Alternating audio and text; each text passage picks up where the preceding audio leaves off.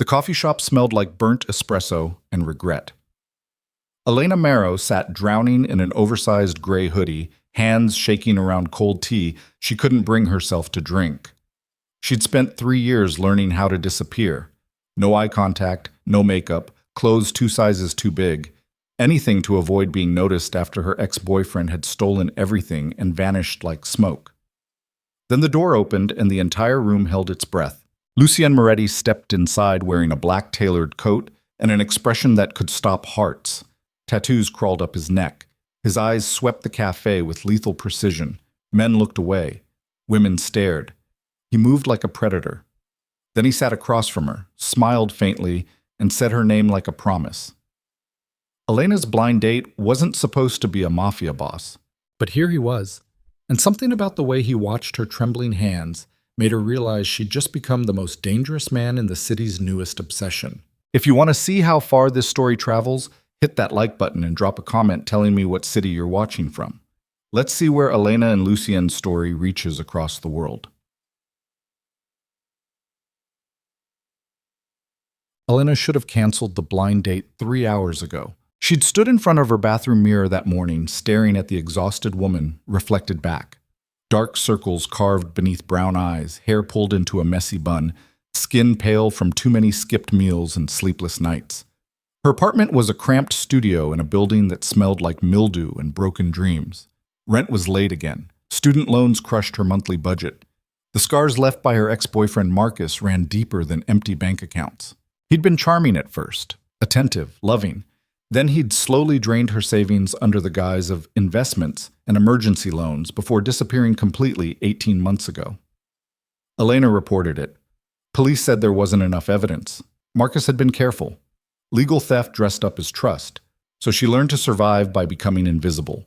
No dating, no friendships, no risks, just work, bills, and the suffocating anxiety that never quite left her chest.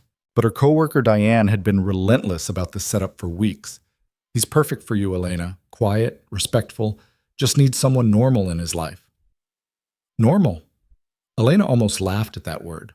Nothing about her life felt normal anymore. Still, she'd agreed out of sheer exhaustion from Diane's nagging. Now sitting in the corner booth of this half-empty coffee shop on a rainy Thursday afternoon, Elena regretted everything. Her hoodie was deliberately oversized and shapeless. No makeup, ratty sneakers, hair unwashed. She'd dressed specifically to look unappealing. A defensive strategy to ensure this date ended quickly and without complications. The rain hammered against the windows. Steam rose from espresso machines. Soft jazz played from overhead speakers, trying and failing to create ambiance in a place that mostly served burnt coffee and stale pastries. Elena checked her phone for the 4th time. 2:37. Her date was 7 minutes late. Maybe he wouldn't show. Maybe she could leave, text Diane some polite excuse, and return to the safety of obscurity. Then the front door opened. The change in atmosphere was immediate and visceral. Conversations died mid-sentence. A woman near the counter dropped her spoon. The barista froze with a milk frother in his hand. Even the jazz seemed to lower in volume, as if the music itself recognized predatory authority when it walked through the door. Lucien Moretti stepped inside, surrounded by an aura of controlled violence. He was tall, well over 6 feet, with broad shoulders beneath a black wool coat that probably cost more than Elena's entire year of rent. Dark hair slicked back, strong jawline, tattoos visible along his neck disappearing beneath his collar like classified documents. His eyes were the color of smoke before a fire, gray and sharp, and capable of cutting through lies with surgical precision. He didn't look around nervously, searching for his date. He scanned the room like a general surveying a battlefield. 2 men at a corner table immediately stood and left without finishing their drinks. A businessman in a cheap suit suddenly became very interested in his laptop screen. The barista busied himself wiping down already clean counters. Elena's instincts screamed at her to run, but her body had frozen completely.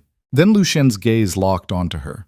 His expression shifted, softened just slightly, and he moved through the cafe with the fluid grace of someone who'd spent his entire life commanding spaces simply by existing within them.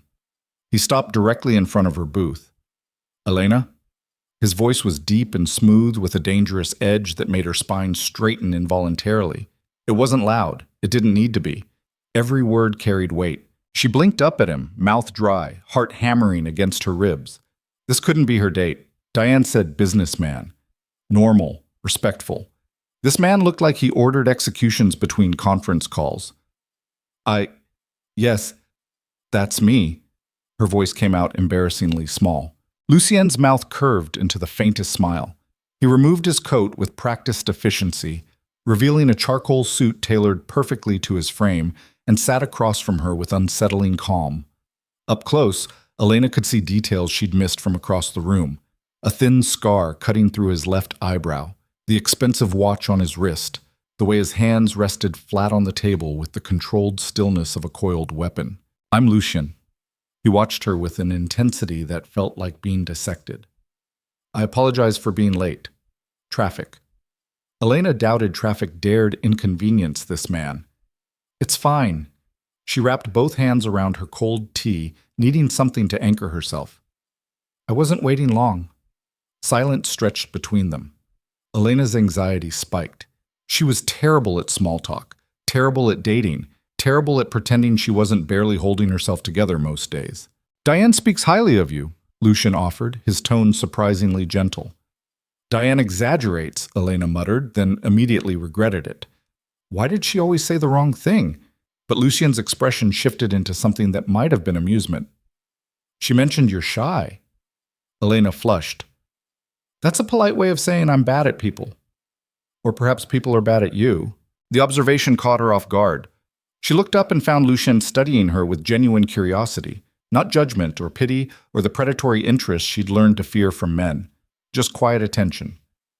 I should probably be honest, Elena said, forcing herself to meet his eyes. I'm not great at this. Dating, conversation, any of it. And I know I don't look like... She gestured vaguely at her oversized hoodie and unwashed hair. I know this isn't impressive. Lucien leaned back slightly, his posture relaxed but his focus absolute. Why did you agree to meet me? Diane wouldn't stop asking. And if she hadn't pressured you? Elena hesitated. The truthful answer felt too vulnerable, but something about Lucien's steady gaze made her want to be honest anyway. I probably would have stayed home. Safer that way. Safer from what? People. Expectations. Disappointment. She swallowed hard. Getting hurt again. The confession hung in the air between them. Elena immediately wanted to take it back. She'd just met this man and already she was spilling emotional trauma like some kind of desperate... I understand that, Lucien said quietly. Elena blinked. You do? More than you'd think. Something in his tone suggested layers of history she couldn't begin to comprehend. Before she could ask, the barista appeared, visibly nervous, and asked if they wanted anything. Lucien ordered black coffee. Elena shook her head. The barista retreated quickly. Tell me about yourself, Lucien said once they were alone again. What do you do? I work at a library, children's section. It's quiet, mostly. Elena picked at the edge of her paper cup. Not exactly glamorous. Glamour is overrated. You say that wearing a suit that probably costs more than my car. I don't own your car.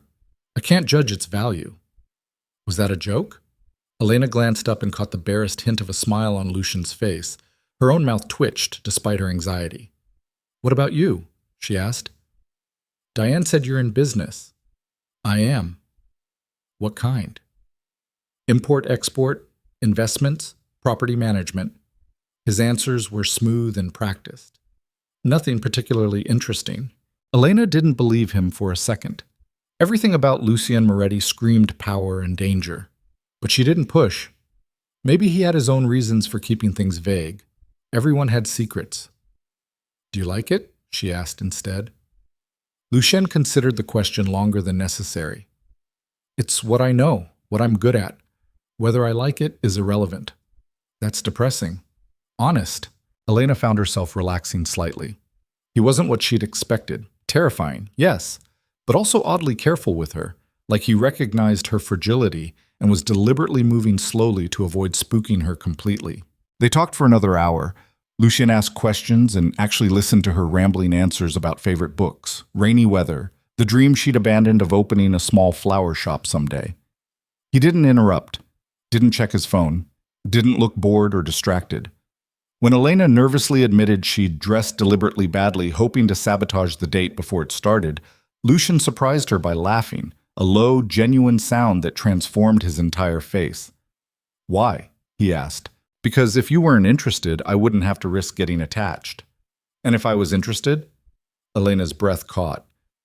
"Then I'd probably panic and mess it up anyway." Lucien leaned forward, elbows on the table, his full attention focused on her with laser precision. "Elena, I'm going to be very clear about something." Her heart stuttered. "I don't care what you're wearing. I don't care if you think you're bad at conversation. You're the first person I've talked to in years who doesn't want something from me." His voice dropped lower. "That's rare. And valuable."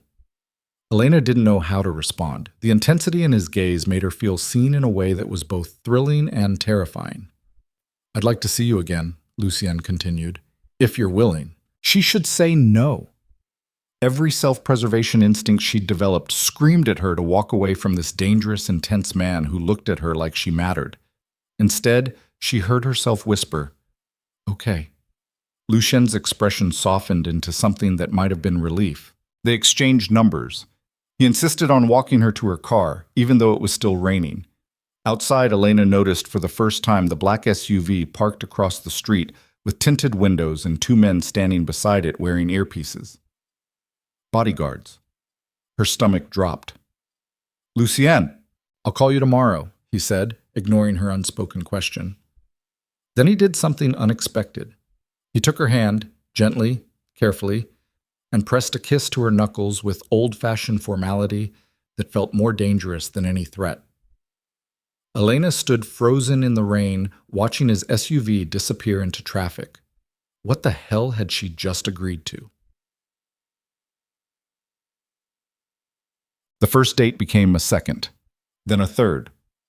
Lucien never took her to expensive restaurants or clubs. Instead, he showed up at her library with coffee and walked her through quiet bookstores. They had late-night conversations in empty diners. He listened to her talk about children's books and rainy days and ordinary things with the focused attention most people reserve for corporate negotiations. Elena started looking forward to his texts, started smiling when his name appeared on her phone, started feeling something she thought Marcus had killed completely. Hope. But reality had a way of crashing through denial. 3 weeks into whatever they were building, Elena was closing the library when she noticed a man standing across the street, watching her. When she walked to her car, he followed at a distance. Her hands shook as she locked the doors. He didn't approach, just watched until she drove away. The next day, 2 different men were waiting outside her apartment building. Elena called Lucien, heart pounding. He answered on the first ring. "What's wrong?" "There are men watching me, following me. I don't know what's happening." Silence. Then, "Where are you?" "Home, my apartment." "Lock your door. Don't let anyone in." "I'm coming." He arrived 15 minutes later with 3 SUVs and enough armed men to start a small war. Elena watched from her window as Lucien spoke to the strangers who'd been following her. Their body language shifted immediately, backs straightening, hands raised in placating gestures. Whatever Lucien said made them leave quickly. When he knocked on her door, Elena's hands shook unlocking it. Lucien stepped inside and shut the door behind him with controlled precision. His expression was calm, but his eyes burned with barely contained fury. "You're safe," he said first. "They won't bother you again." "Who were they?" "Paparazzi. Freelance photographers." Elena's stomach turned. "Why would paparazzi follow me?" Lucien's jaw tightened. He moved to her window and closed the blinds with deliberate care. When he turned back, something in his posture had shifted, less relaxed, more guarded. "Elena, I need to tell you something." Dread coiled in her chest. "Okay." "My business isn't just import-export." She waited. "I run an organization, a large one. It handles logistics, security, financial operations across the East Coast." He paused, choosing words carefully.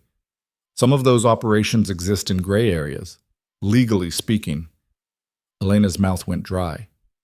"Gray areas?" "Yes. You're a criminal." "That's one word for it." Her mind raced. The bodyguards, the way people reacted to him, the expensive suits and surveillance and men who followed orders without question. Are you dangerous? Her voice came out smaller than she intended. Lucien held her gaze. Yes. Have you killed people? Yes. The honesty was somehow worse than a lie. Elena's legs felt weak. She sat on her second-hand couch, trying to process information that rewired her entire understanding of the past 3 weeks. Why did you ask me out? She whispered. Lucien moved closer but didn't touch her. Because when I sat across from you in that coffee shop, you looked at me like I was just a man. Not a name, not a reputation, just someone you were nervous to meet. His voice roughened.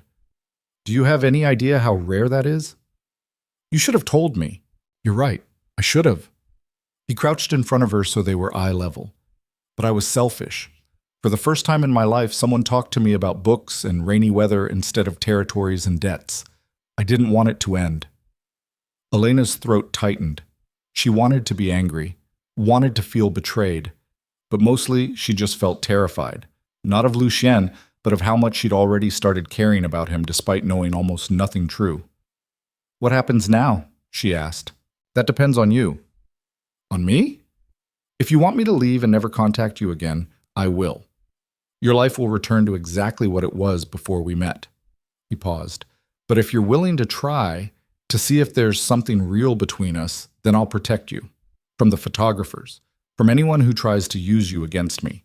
You'll be the safest person in this city. Or the biggest target. Yes, Lucien admitted. That too. Elena's hands twisted in her lap. This was insane.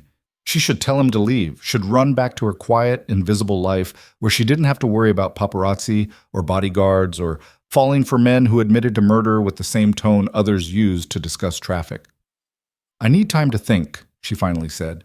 Lucien stood. Of course. He pulled a card from his jacket and set it on her coffee table. My direct line. If you need anything, or if you decide you want nothing to do with me, call that number. He moved toward the door, then stopped. Elena. She looked up. I meant what I said in the coffee shop. You're rare and valuable. His expression softened. I won't let anyone hurt you, even if you choose to walk away. Then he was gone, leaving Elena alone in her apartment with racing thoughts and a business card that felt heavier than it should. Knock. She didn't call for 3 days. Elena went to work, came home, stared at the card on her coffee table, researched Lucien Moretti online and found nothing concrete, just rumors, speculation, anonymous crime blogs discussing the Moretti syndicate in vague terms that suggested everyone knew but no one dared speak directly. Her coworker Diane cornered her during lunch on the 4th day. What happened? Lucien said you needed space but wouldn't tell me why. Elena looked up from her sandwich. You knew what he was. Diane had the grace to look guilty. I knew he was powerful, connected. I didn't know specifics. He's a criminal, Diane. An actual criminal. He's also the first guy who's made you smile in 2 years, Diane countered. And before you spiral, yes, his world is dangerous. But he's not a bad man, Elena. He runs things with more honor than most legitimate businesses. He protects people, supports communities the system abandoned. She leaned forward. My cousin works in his organization, has for 10 years. They have health insurance, retirement plans, legal protection when police target them for breathing wrong. Lucien isn't some movie villain. Elena wanted to argue, but she'd seen how Lucien moved through the world, the respect he commanded, the way even his bodyguards seemed loyal rather than fearful. That night, she finally called the number on the card. Lucien answered immediately. Elena. Just her name. But the relief in his voice was palpable. I don't know if I can do this, she admitted. I know. Your world terrifies me. It should, but I can't stop thinking about you. Silence stretched between them, heavy with possibility and danger in equal measure. Meet me tomorrow, Lucien said quietly. Let me show you something. Then you can decide. Elena closed her eyes. Every logical part of her brain screamed this was a mistake. Okay, she whispered anyway. Lucien picked her up the next evening in a different car, still expensive, but lower profile. No bodyguards visible, though Elena suspected they were nearby. He drove them to a neighborhood Elena didn't recognize. Working class. Modest homes. Children playing in yards. They stopped in front of a community center with freshly painted walls and new playground equipment. I rebuilt this place 5 years ago, Lucien said, staring at the building. The city let it rot. Kids had nowhere safe to go after school, so I bought the property, renovated it, hired staff. It's free for any family who needs it. Elena stared at him. Why? Because I grew up in a neighborhood like this. My mother worked 3 jobs. I spent afternoons alone or getting into trouble because there was nowhere else to be. He glanced at her. I can't erase what I do, Elena, but I can make sure kids don't suffer the way I did. They drove to another location, a medical clinic offering free health care, then a job training center, a housing complex for low-income families. Every place clean, well-maintained, staffed by people who greeted Lucien with genuine respect rather than fear. This is what I do with the money, Lucien said as they sat parked outside the housing complex. Not all of it. I'm not pretending I'm a saint, but this matters to me. These people matter.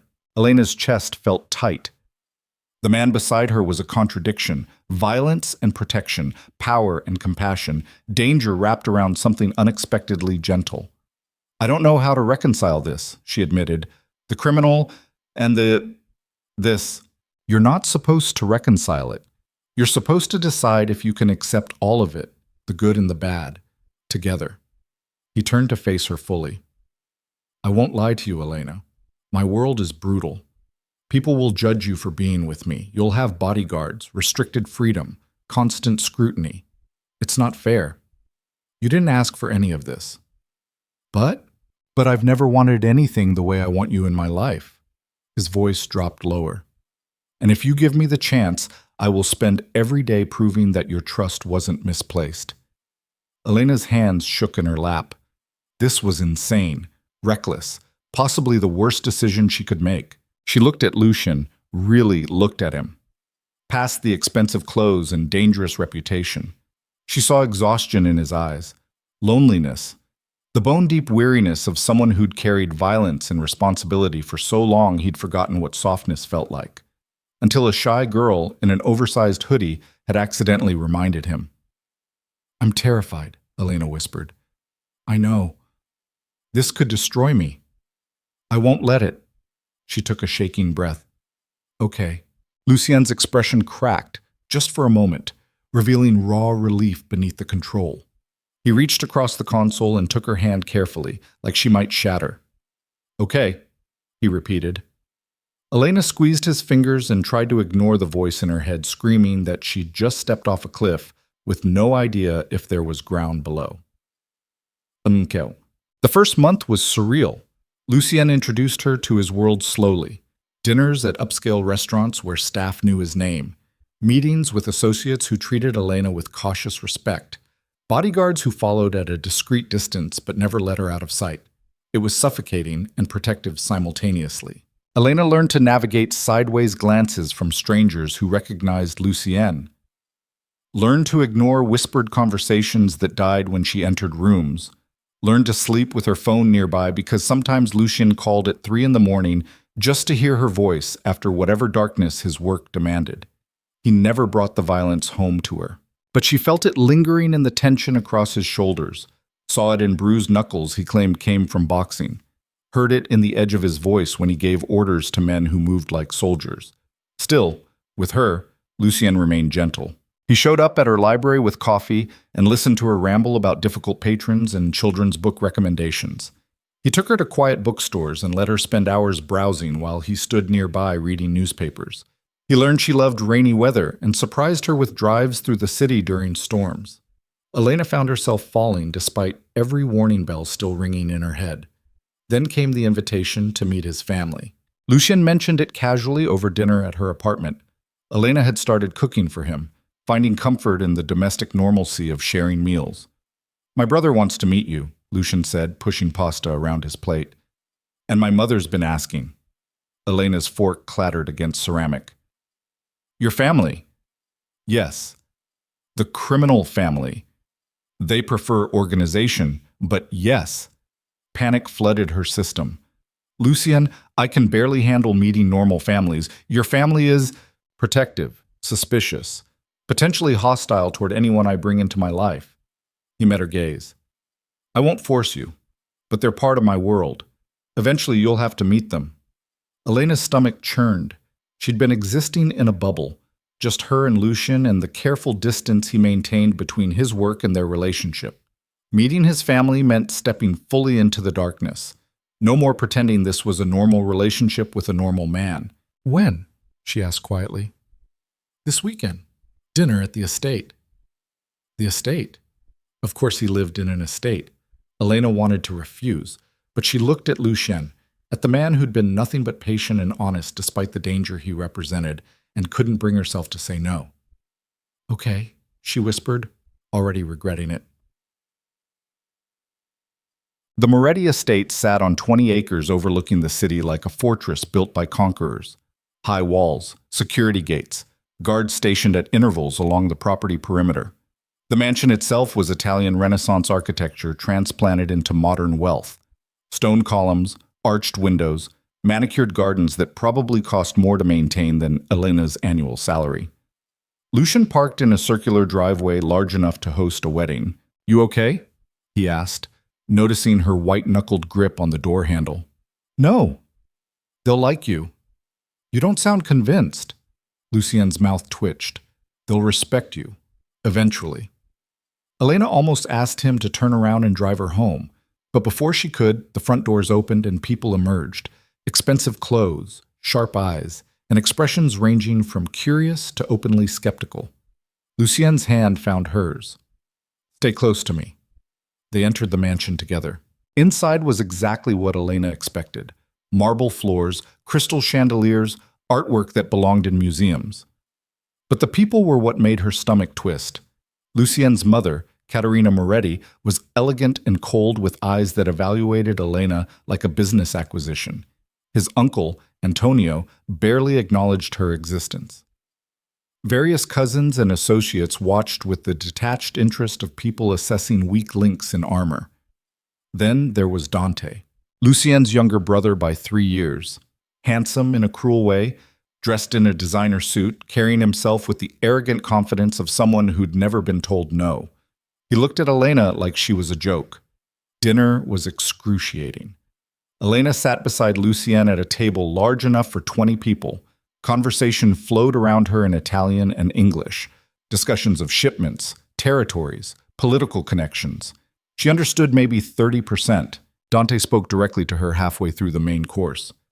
So, Elena, his tone was deceptively casual. What do you do? I work at a library, children's section. How quaint. Dante's smile didn't reach his eyes. And you're dating my brother, the head of this family. Dante, Lucien warned quietly, but Dante ignored him, focused entirely on Elena. Do you have any idea what that means? What he does? The decisions he makes? I know enough, Elena said, voice steadier than she felt. Do you? Dante leaned forward. Do you know how many people work for him, depend on him? How many lives hang on his judgment? He gestured dismissively. And he's wasting time playing house with a librarian who looks like she'd faint at the sight of blood. The table went silent. Elena's face burned. Every insecurity she'd ever had screamed that Dante was right. She didn't belong here.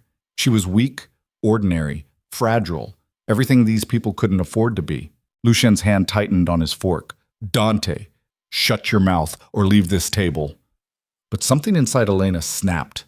Maybe it was weeks of swallowing anxiety. Maybe it was the accumulated weight of pretending she wasn't terrified every day. Maybe it was simply exhaustion from being treated like she was made of glass. Whatever the reason, the words came out before she could stop them. You're right. Everyone stared. Elena looked directly at Dante, her voice shaking but determined. I am a librarian. I do work with children. I'm not glamorous or powerful or anything remotely impressive by your standards. Her throat tightened, but she pushed through. But I didn't choose Lucien because of his money or status. I didn't even know who he was when we met. I wore my ugliest clothes on purpose, hoping to sabotage the date because I was terrified of being hurt again. Tears burned behind her eyes, but she refused to let them fall. So yes, I'm weak, I'm fragile.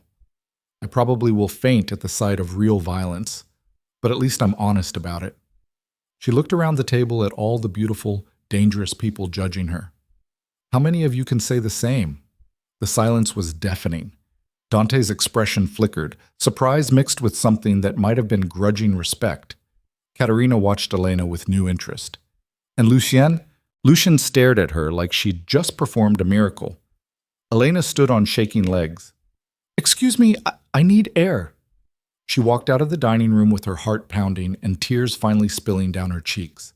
She'd just humiliated herself in front of Lucien's entire family. They'd probably laugh about the weak librarian who couldn't handle pressure. Lucien would realize she was a liability, and strong hands caught her shoulders. She turned and found Lucien standing in the hallway, his expression intense and unreadable. "Don't," Elena whispered. "Don't tell me it's okay, or that they'll understand, or—" Lucien kissed her, not gentle, not careful, but desperate and consuming, like a drowning man finally reaching the surface. His hands cupped her face with reverent intensity, and when he finally pulled back, his voice was rough. "You are the bravest person I have ever known." Elena stared at him. "I just fell apart in front of your family." "No, you told the truth when everyone else wears masks." He pressed his forehead against hers. "Do you understand how rare that is? How extraordinary? Lucien, they see weakness. I see someone strong enough to be vulnerable in a room full of predators." His thumbs brushed away her tears. "I see the only person in my life who isn't afraid to be real." Elena's breath hitched. "I don't know if I can do this. Your world, your family, all of it. I'm not strong enough." "You're stronger than you think." "What if I'm not?" Lucien's gray eyes held hers with absolute certainty. "Then I'll be strong enough for both of us." And in that moment, standing in the marble hallway of a mansion built by generations of criminals, Elena realized something terrifying. She was completely, irrevocably in love with Lucien Moretti. And there was no going back now. The kiss in the hallway changed everything. Not because it solved anything. Not because Lucien's family suddenly accepted Elena or because her fears evaporated like morning fog, but because it marked the exact moment Elena stopped pretending she could walk away. She'd crossed a line she didn't even know existed. From woman dating a dangerous man to woman willing to burn for him. They returned to the dining room together. Lucien's hand rested against her lower back with possessive certainty. The family watched them enter with expressions ranging from surprise to calculation. Dante's smirk had vanished completely. Katerina Moretti observed Elena with the sharp focus of a jeweler examining a diamond for flaws. Elena sat back down with trembling hands but lifted chin. She'd already humiliated herself. Might as well finish dinner. The conversation resumed carefully. Antonio asked about shipping routes. A cousin discussed real estate acquisitions. But the energy had shifted. People glanced at Elena when they thought she wasn't looking. Not with mockery anymore, with reassessment. After dessert, Katerina invited Elena to walk through the garden. It wasn't really an invitation. More like a polite command that came with bodyguards trailing at a distance. The two women moved through manicured pathways lit by ground lights, their breath visible in the cold November air. "My son has never brought a woman to this house," Katerina said without preamble. Her accent carried the music of southern Italy beneath perfect English. "Not in 15 years of running this family." Elena didn't know how to respond to that. "Do you know why?" Katerina stopped beside a fountain carved from marble. Water trickled despite the cold. "No." "Because Lucien understands that anyone in his life becomes a target, a liability, a weakness enemies will exploit without hesitation." Katerina turned to face her directly. "Yet he brought you here, introduced you to people who could destroy you with a phone call. Why do you think that is?" Elena's throat tightened. "You'd have to ask him." "I'm asking you." The older woman's gaze was relentless. Elena understood suddenly that this was a test, not of social graces or family compatibility, but of survival instinct. "Because he thinks I'm worth the risk," Elena said quietly. "And I think he is too." Katerina's expression didn't change.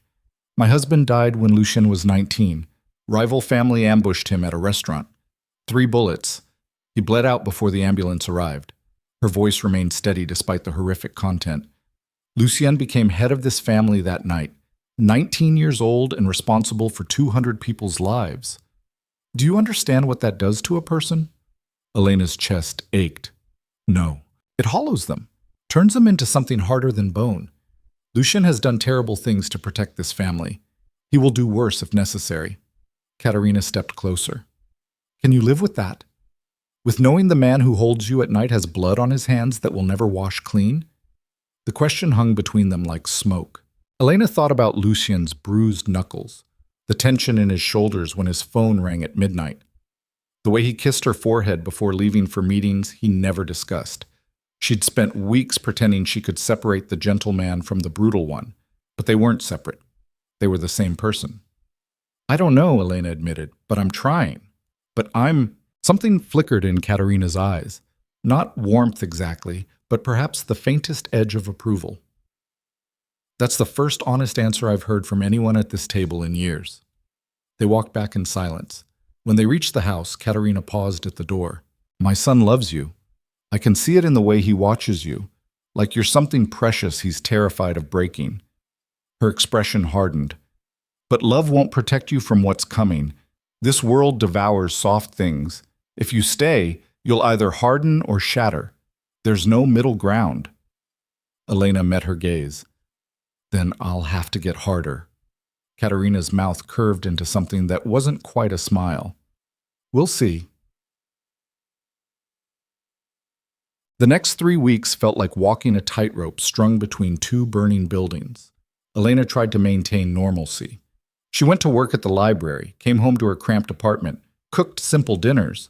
But normalcy was an illusion because now there were bodyguards stationed outside her building, black SUVs following her commute, men in suits watching her grocery shopping like she was transporting nuclear codes instead of buying milk and pasta. Lucien spent every spare moment with her, often showing up exhausted at her door near midnight, eyes shadowed, jaw tight.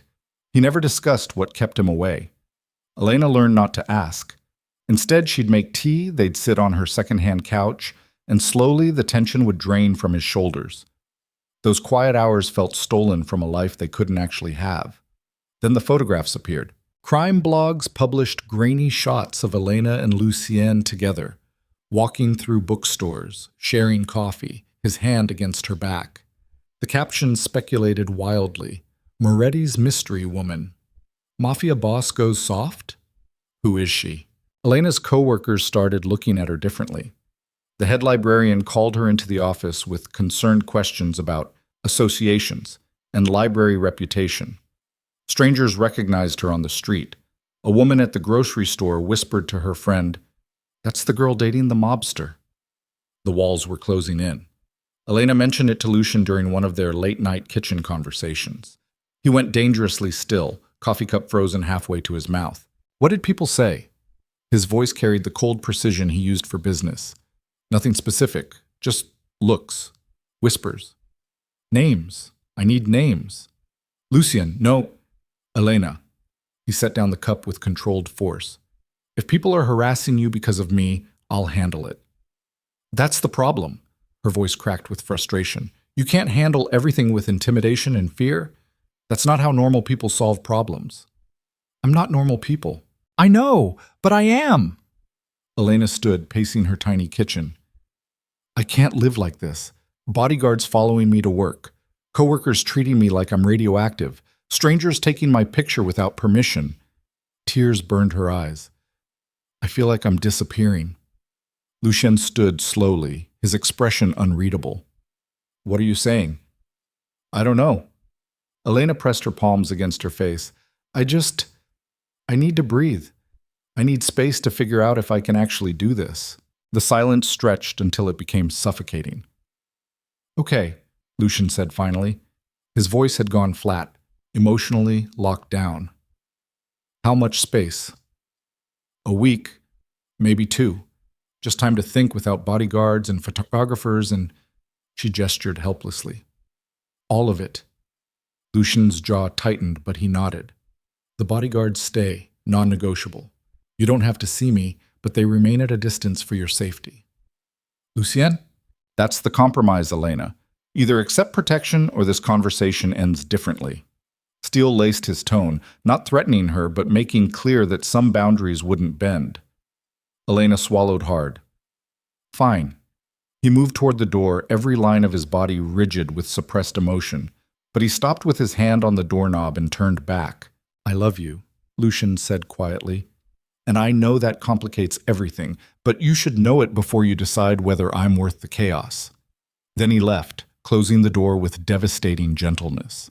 Elena stood frozen in her kitchen, heart fracturing, wondering if she'd just made the worst mistake of her life or barely escaped making an even worse one. Dante Moretti found the private investigator's report 3 days later. He sat alone in his office at the Moretti import warehouse, reading through Elena Mero's financial history with growing disbelief. Page after page documented systematic theft. An ex-boyfriend named Marcus Chen had drained her accounts over 18 months, emergency loans that never got repaid, investment opportunities that never materialized, joint credit cards maxed out and abandoned. Total damage, $73,000. Elena was still drowning in debt. Student loans compounded by Marcus's fraud. She worked 40 hours at the library and picked up weekend shifts at a bookstore just to make minimum payments. Her apartment was a dump because she couldn't afford anything better. She skipped meals to save money. And she'd never once asked Lucien for financial help. Dante leaned back in his leather chair, reassessing everything.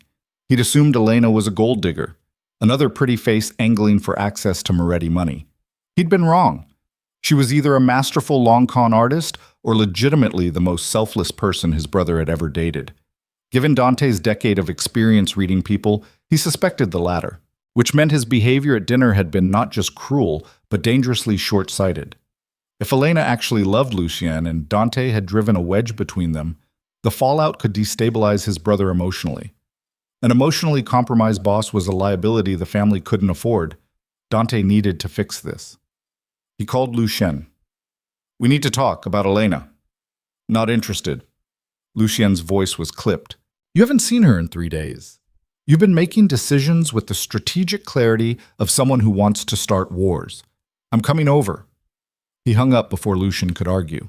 30 minutes later, Dante let himself into Lucien's penthouse with the key his brother had never bothered revoking. The place was immaculate as always. Modern furniture, floor-to-ceiling windows overlooking the city, expensive artwork. But Lucien sat on the couch in sweatpants and a t-shirt, drinking bourbon straight from the bottle at 2 in the afternoon. Not good. You look like hell, Dante observed, dropping the investigator's report on the coffee table. Lucien glanced at it without interest. What is that?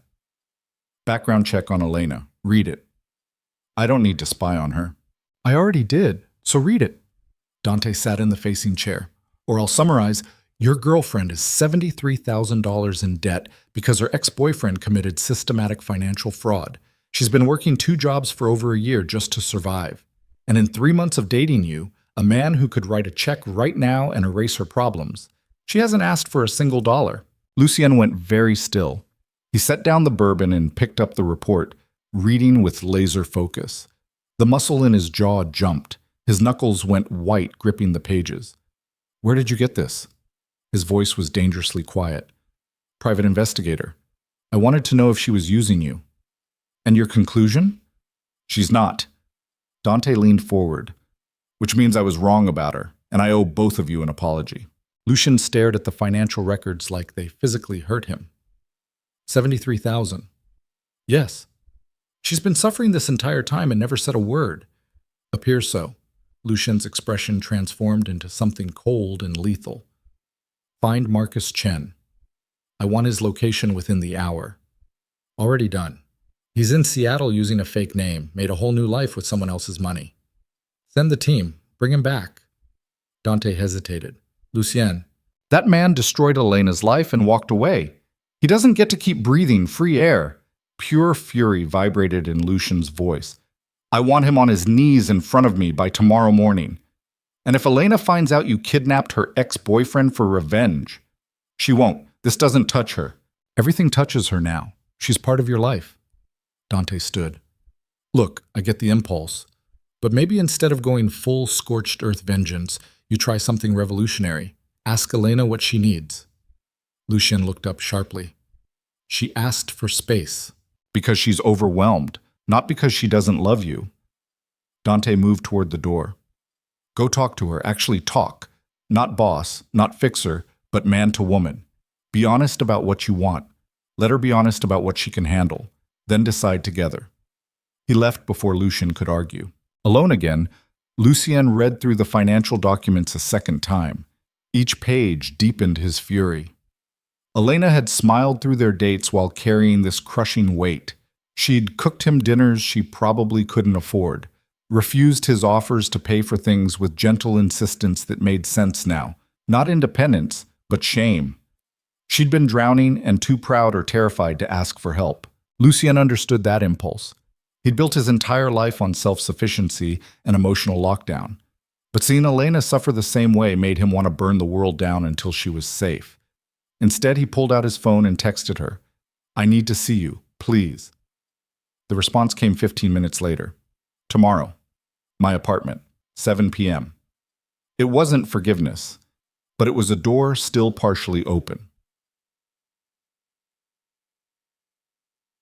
Elena spent the days leading up to that meeting in quiet agony. She missed Lucien with physical intensity, missed his steady presence, the way he listened without judgment, the rare softness in his eyes when he thought she wasn't looking.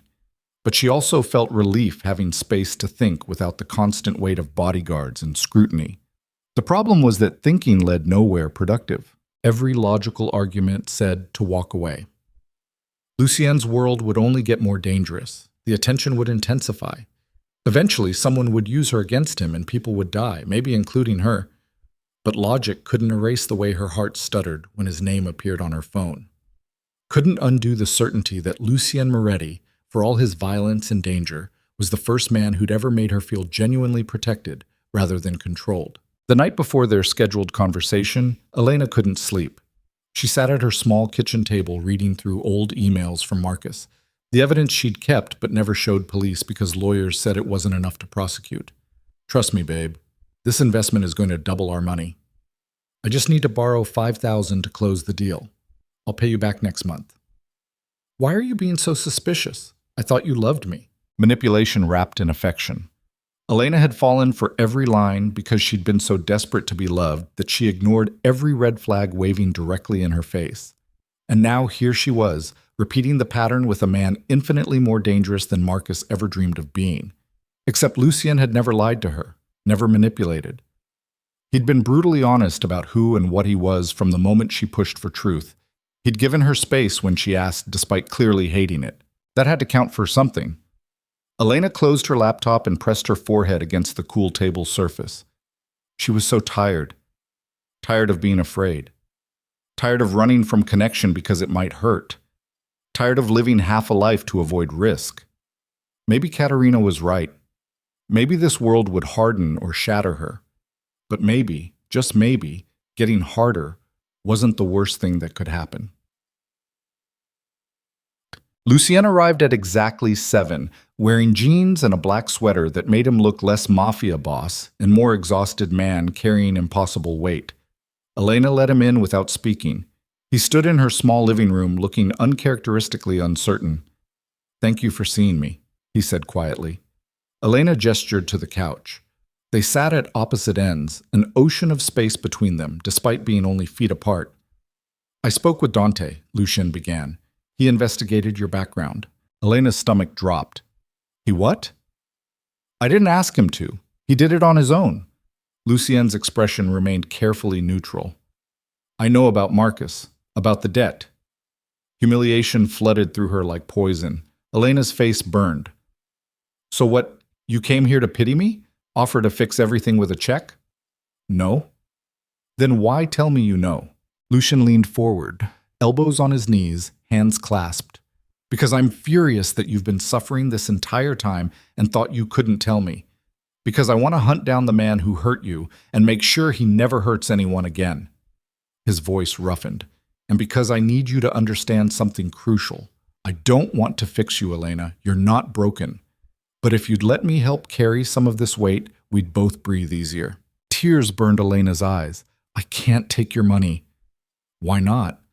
"Because then I become what everyone already thinks I am. Some gold digger using you for financial security. Who cares what people think? I do. Elena's voice cracked. I care because it's all I have left. My dignity, my self-respect. If I let you just erase my debts, what does that make me? Someone who accepts help from someone who loves her. Lucien's gray eyes held hers with devastating intensity. That's all. Nothing more complicated. It is complicated. Your world, your money, everything comes with blood attached. She wiped roughly at her face. How do I take help funded by criminal activity and still look at myself in the mirror? The question hung brutal and honest between them. Lucien sat back slowly. You can't, and I won't insult you by pretending otherwise. He paused, choosing words with visible care. But here's what I can offer. I have legitimate investments, real estate holdings, legal business ventures. Money from those sources could pay off your debts without touching anything criminal. Lucien, hear me out. He raised one hand. Not as a gift, as a loan. You pay me back at whatever pace works for you. Interest-free. No pressure. Just one person helping another carry weight that's crushing them. Elena's throat tightened. Why would you do that? Because watching you drown when I have the power to help is torture. Raw emotion bled through his controlled exterior. Because I love you. And love means carrying each other when the weight gets too heavy to bear alone. The sincerity in his voice broke something inside her. Elena had spent so long believing she had to suffer alone, had to prove her independence by refusing help even when it destroyed her. But maybe that wasn't strength. Maybe that was just fear wearing a different mask. I don't know if I can accept that, she whispered. Okay. Just okay? Lucien's expression softened with sad understanding. Elena, I'm not going to force help on you. If accepting money, even as a loan, makes you feel compromised, then we find another way forward. He paused. But I need you to be honest with me about something. What? Is this really about the money? Or is it about whether you can live with what I am? The question cut straight through every defense she'd constructed. Elena looked at Lucien, really looked at him, past the expensive clothes and dangerous reputation. She saw a man who'd inherited violence and responsibility at 19, who'd built an empire on fear because that was the only option his world provided, who protected communities the system abandoned, who showed her gentleness despite being shaped by brutality. I don't know, she'd admitted. I want to say I can handle it, that love is enough, but I'm terrified of losing myself in your world, of becoming someone I don't recognize. That's fair. Lucien's voice stayed steady. So let me ask you this. What would need to change for you to feel safe staying? No one had ever asked her that before. Marcus had demanded trust without earning it. Her ex-boyfriends before him had expected her to adapt without question. But Lucien was actually asking what she needed and listening for the answer. Elena considered carefully. Honesty. About everything. Not details of your work necessarily, but honesty about danger, about risks, about what I'm actually stepping into. Done.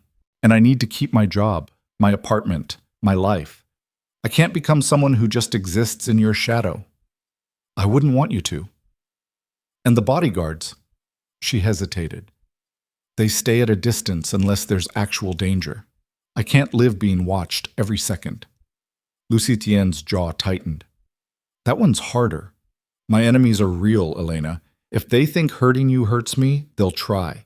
I can give you space, but I can't leave you unprotected. Then we compromise.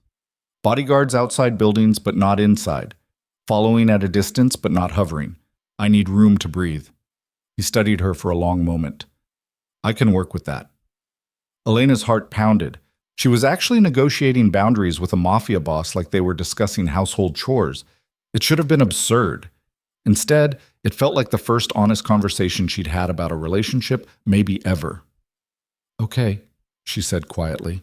Lucien's expression cracked with visible relief. Okay? I'll try, really try. Not just dating, but actually being part of your life. She met his gaze. But Lucien, if this gets too dark, if I start losing pieces of myself I can't get back, I need you to let me go. Not fight it, not try to fix it, just let me walk away. Pain flashed across his face, but he nodded. If that's what you need, I'll let you go.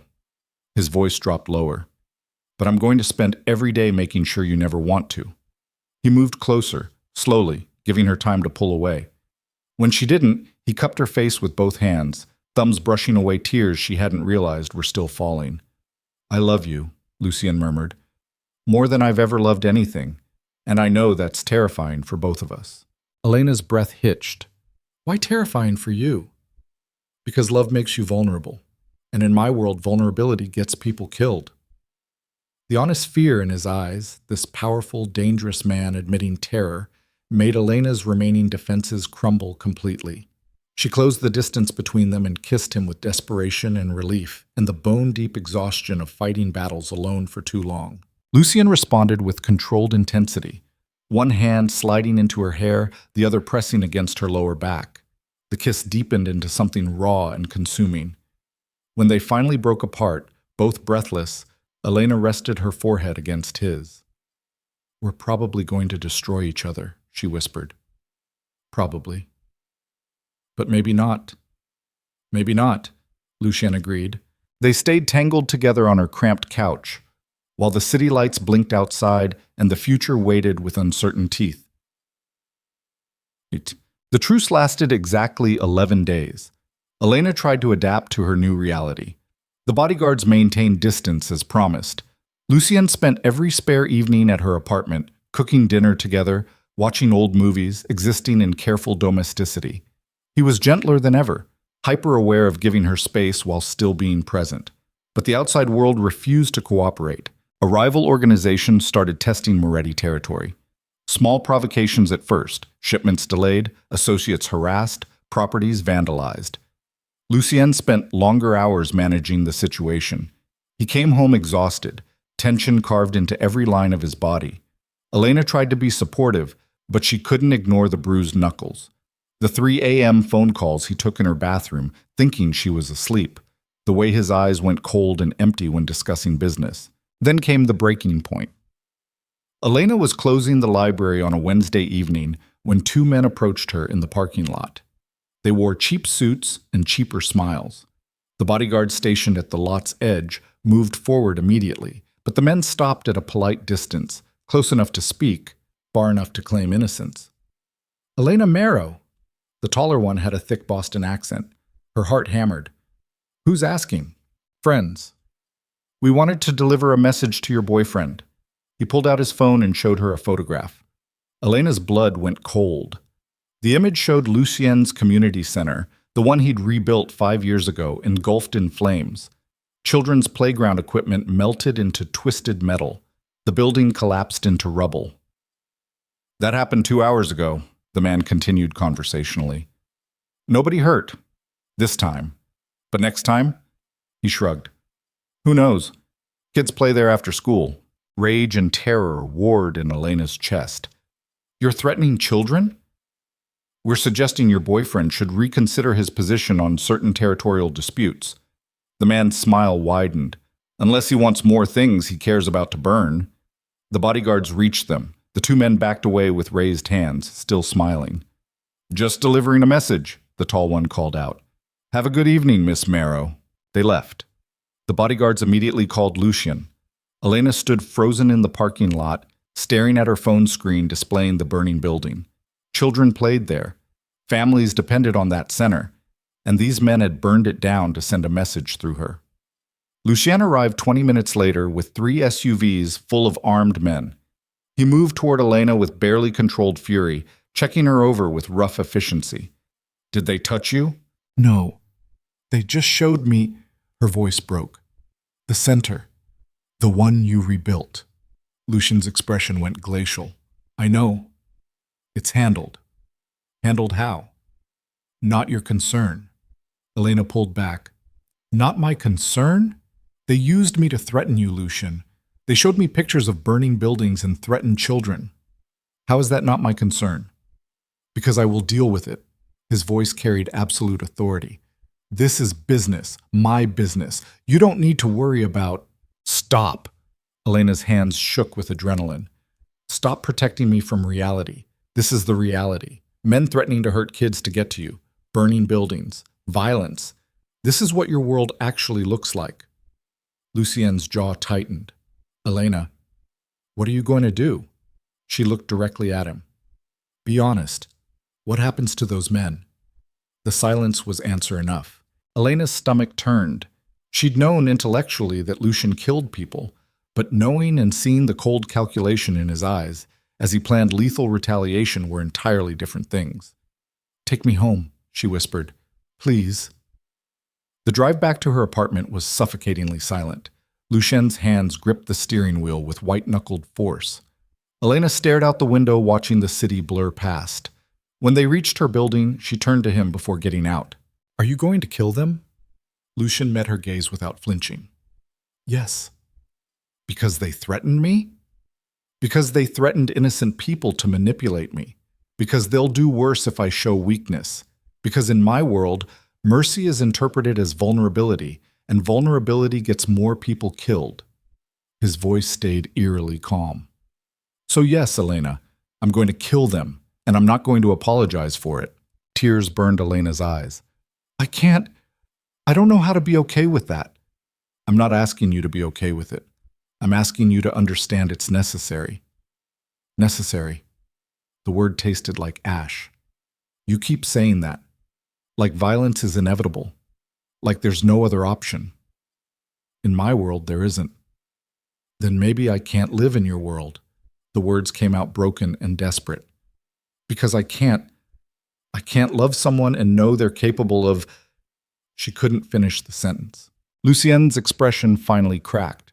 What do you want from me, Elena? You want me to let these men walk away? They'll burn more buildings, hurt more people. Eventually they'll come for you directly because they'll see you're my weakness.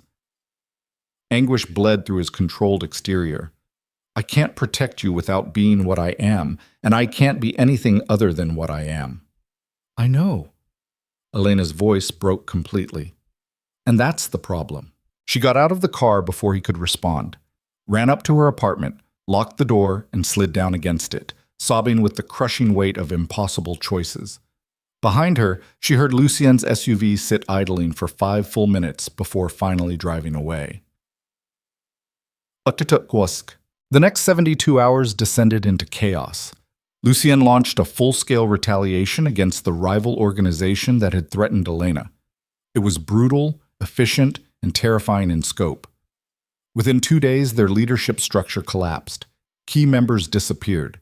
Their operations ground to a halt. The criminal underworld took notice. Messages flooded through back channels. Lucien Moretti had drawn a line. Anyone who crossed it ceased to exist. But victory came at a cost. Elena saw the news reports. Fires at multiple warehouses. Suspicious deaths ruled gang-related. Police scrambling to contain escalating violence. She knew Lucien was responsible. Knew each headline represented his response to men who'd threatened her. And she couldn't reconcile the man who'd kissed her forehead with gentle reverence with the man who'd just orchestrated multiple murders. Lucien didn't contact her during those 3 days. He gave her the space she'd implicitly demanded. But Elena felt his absence like a physical wound. On the 4th day, Dante showed up at her apartment. Elena opened the door cautiously. What are you doing here? My brother is drinking himself into oblivion and making increasingly violent decisions. I'm here to see if you plan on talking to him before he gets himself killed. Elena's stomach dropped. What? Dante pushed past her into the apartment without invitation. Lucien handled the retaliation, problem solved, but instead of backing down, he's pushing harder, expanding into disputed territory, challenging families that were previously neutral, acting like a man with nothing left to lose. He turned to face her, which, apparently, is exactly what he thinks he is. That's not my fault, isn't it? Dante's expression was harsh. You asked him to be honest about his world. He showed you.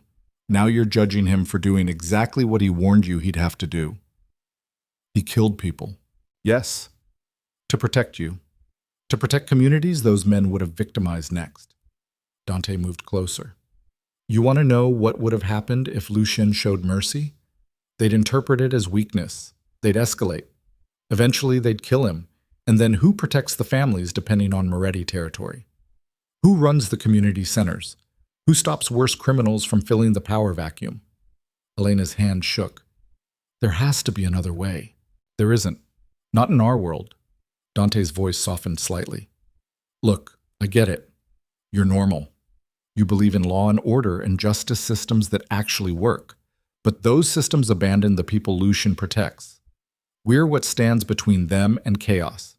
And yes, that requires violence, calculated, strategic violence, but violence nonetheless.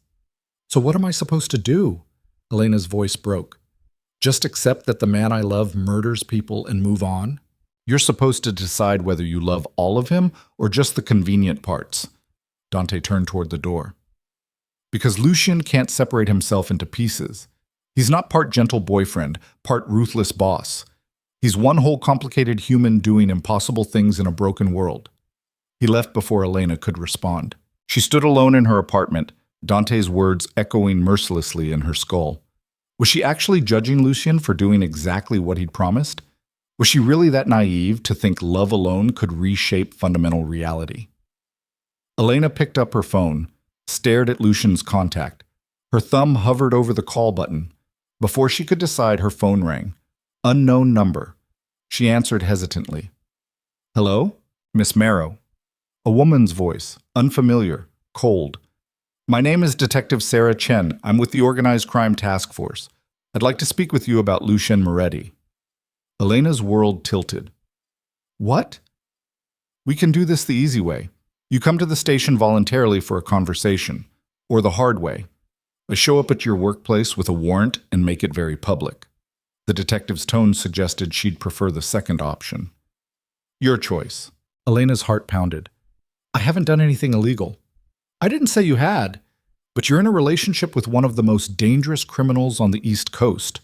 That makes you a person of interest. A pause. So what's it going to be? Coffee at the station or handcuffs at the library? The trap closed around Elena with the inexorable weight of concrete. She'd thought the danger was men with guns and burning buildings. She'd forgotten about the legal system, the other predator waiting to weaponize anyone connected to Lucien. I'll come to the station, Elena whispered. Tomorrow morning, 8 a.m. Ask for me at the front desk. The detective hung up. Elena stood frozen, phone in trembling hands, realizing with horrifying clarity that she'd just reached the point of no return. Because whatever she told police tomorrow would either destroy Lucien's life or permanently mark her as complicit in his world. And either choice would shatter everything. Elena didn't sleep that night. She sat at her kitchen table staring at her phone, running through scenarios that all ended badly. If she told the police nothing, they'd assume she was protecting Lucien, which she was, which made her complicit. If she told them everything, she'd destroy the man she loved and probably get herself killed by his enemies in the process. There was no clean exit, no moral high ground that didn't require sacrificing someone. By 4 a.m., she'd made a decision that felt less like choice and more like surrender. She called Lucien. He answered on the first ring despite the hour. His voice was rough with exhaustion or alcohol or both. Elena. The police want to talk to me. Detective Sarah Chen, Organized Crime Task Force, 8 a.m. tomorrow at the station. Silence stretched so long, Elena thought the call had dropped. Then Lucien spoke with terrifying calm. Don't go. They'll arrest me if I don't. Then they arrest you. I'll have lawyers there within the hour. You'll be out before lunch. Lucien, I can't just ignore police. That's not how normal people... You stopped being normal the day you chose to stay with me. His voice carried brutal honesty. And task force detectives don't call for friendly conversations, Elena. They're building a case. They want you to give them something they can use against me. I won't. You don't know what you'll do until they put pressure on you. He paused. I'm not judging. Interrogation breaks people. That's the point. But I need you to understand, if you walk into that station, you're stepping into a trap designed by people who've been doing this for decades.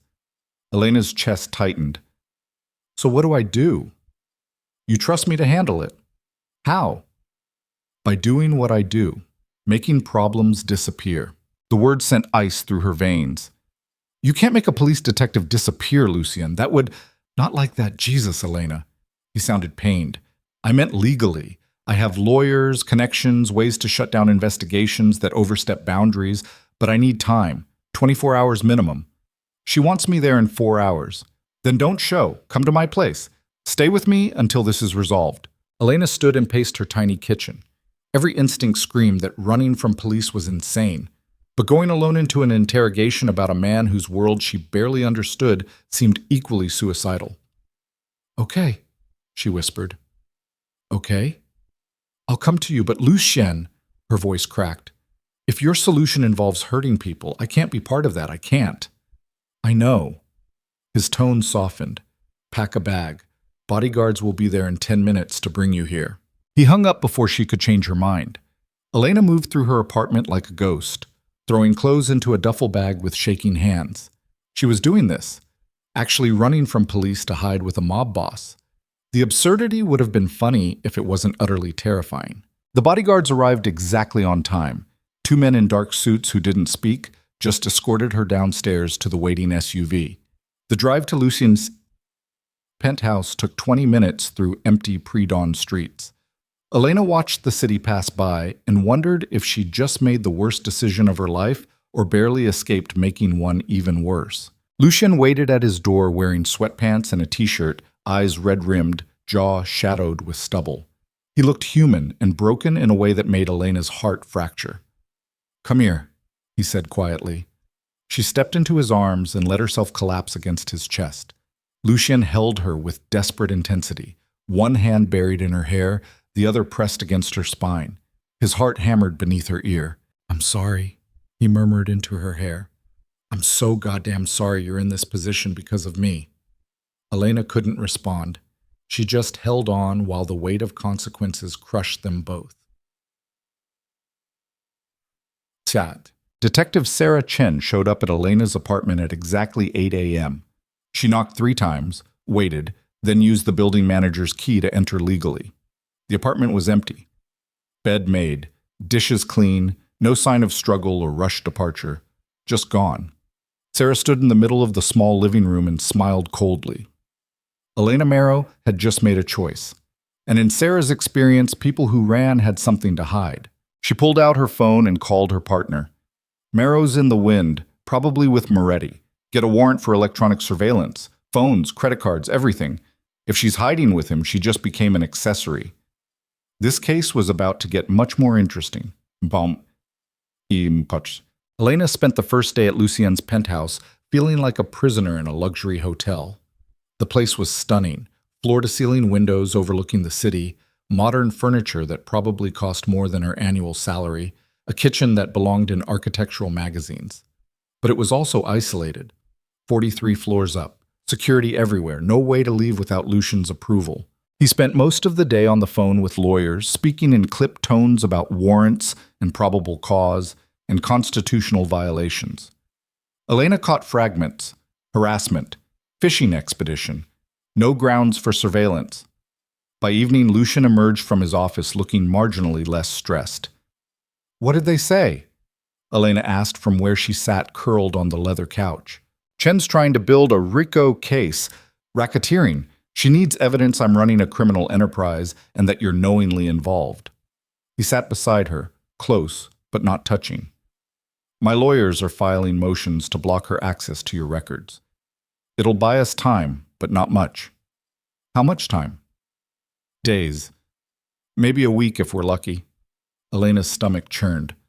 "And then what?" "Then we go on the offensive. Find out who's feeding Chen information, cut off her sources, make the investigation too expensive to continue." His expression hardened. "She's not the first cop who's tried to take me down. Won't be the last." "Lucien, you can't just—" Elena stopped herself. What was she going to say? That he couldn't fight back against police trying to destroy him? That he should just accept prison? Never mind. He studied her carefully. "You were going to say I can't intimidate law enforcement." Something like that. "You're right, I can't, not directly." He leaned back against the couch. "But I can make their lives difficult in legal ways. File complaints about harassment. Get politicians I've helped to ask uncomfortable questions. Expose procedural violations. The system has rules, Elena. I'm very good at using them." She wanted to believe him. Wanted to trust that there was a way out of this nightmare that didn't require violence or corruption, but doubt gnawed at her. "What if it doesn't work?" she asked quietly. "What if Chen builds her case anyway?" Lucien's jaw tightened. Then I have other options. What options? Ones you don't want to know about. Elena turned to facing him fully. Stop protecting me from reality. I'm already here, Lucien. Already hiding from police in your penthouse. I think I've earned the right to know what other options means. He met her gaze with visible reluctance. It means I disappear you. New identity, new city, enough money to start over somewhere Chen can't touch you. I have people who specialize in that. Horror flooded through her. You mean witness protection, but illegal. I mean survival. And you? What happens to you? I stay here. Run the organization. Deal with the fallout. His voice stayed eerily calm. You'd be safe. That's what matters. No. Elena's voice shook with fury. Absolutely not. You don't get to ship me off to some fake life while you face everything alone. If we're doing this, actually doing this, then we face it together. Something shifted in Lucien's expression. Elena, I mean it. I'm tired of running. Tired of being protected like I'm made of glass. She grabbed his hand.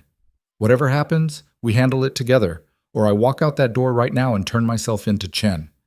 Lucien stared at their joined hands. When he looked up, his eyes burned with intensity that stole her breath. You have no idea how much I needed to hear that. He kissed her then, not gentle, not careful, but with the desperate hunger of someone drowning finally reaching air. Elena responded with equal intensity, pouring every confused emotion into the connection. Fear and love and fury tangled together until she couldn't separate them anymore. When they finally broke apart, both breathing hard, Lucien pressed his forehead against hers. Together, he murmured. Together, Elena agreed. She didn't know if it was bravery or stupidity. But for the first time in days, the crushing weight on her chest lifted slightly. Tick! The call came at 2 a.m. Lucien's phone rang with a tone Elena hadn't heard before. Sharp, urgent, designed to wake him instantly. He was out of bed in seconds, answering with clipped authority. Talk to me.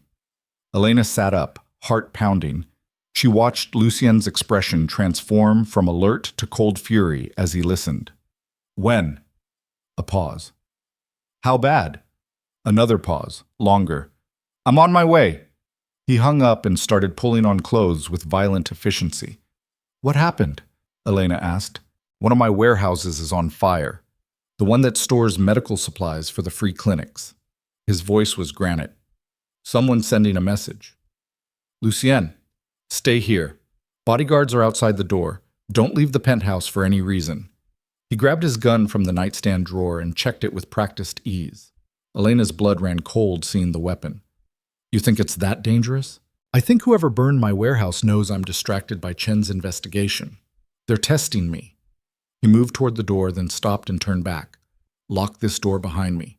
Don't open it for anyone except me or Dante. Understood? Yes.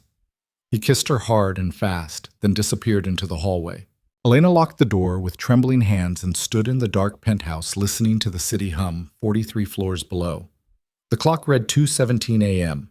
Morning felt impossibly far away. She tried to sleep but couldn't. Instead, she paced the living room, checking her phone compulsively.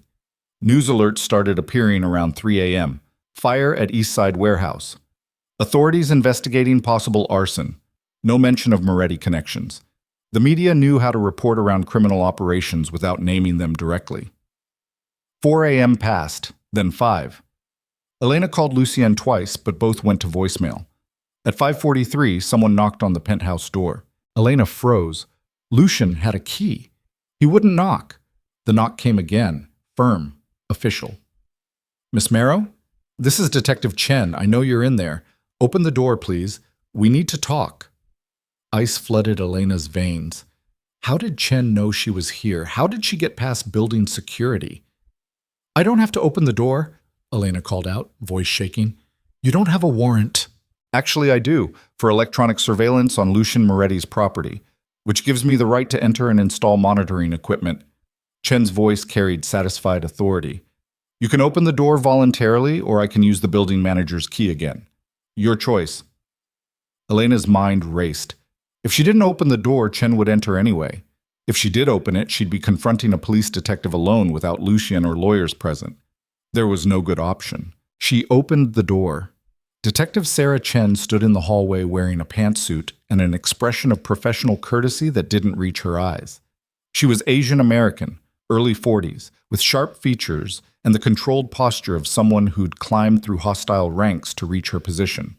Behind her stood two uniformed officers and a tech specialist carrying equipment. "Thank you for cooperating," Chen said, stepping inside without waiting for invitation. "This will only take a few minutes." The tech specialist moved immediately toward Lucien's office.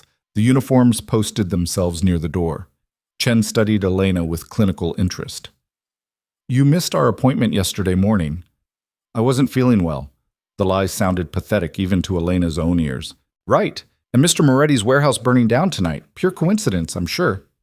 Chen moved deeper into the living room, taking in details. "Nice place. Lot nicer than that studio apartment you live in. Must be tempting to stay." "I'm not answering questions without a lawyer present." "Smart. Moretti teach you that?" Chen's smile was cold. "Here's the thing, Miss Marrow. You seem like a good person. Librarian. No criminal record. Normal life before you met Lucien Moretti." She turned to face Elena directly.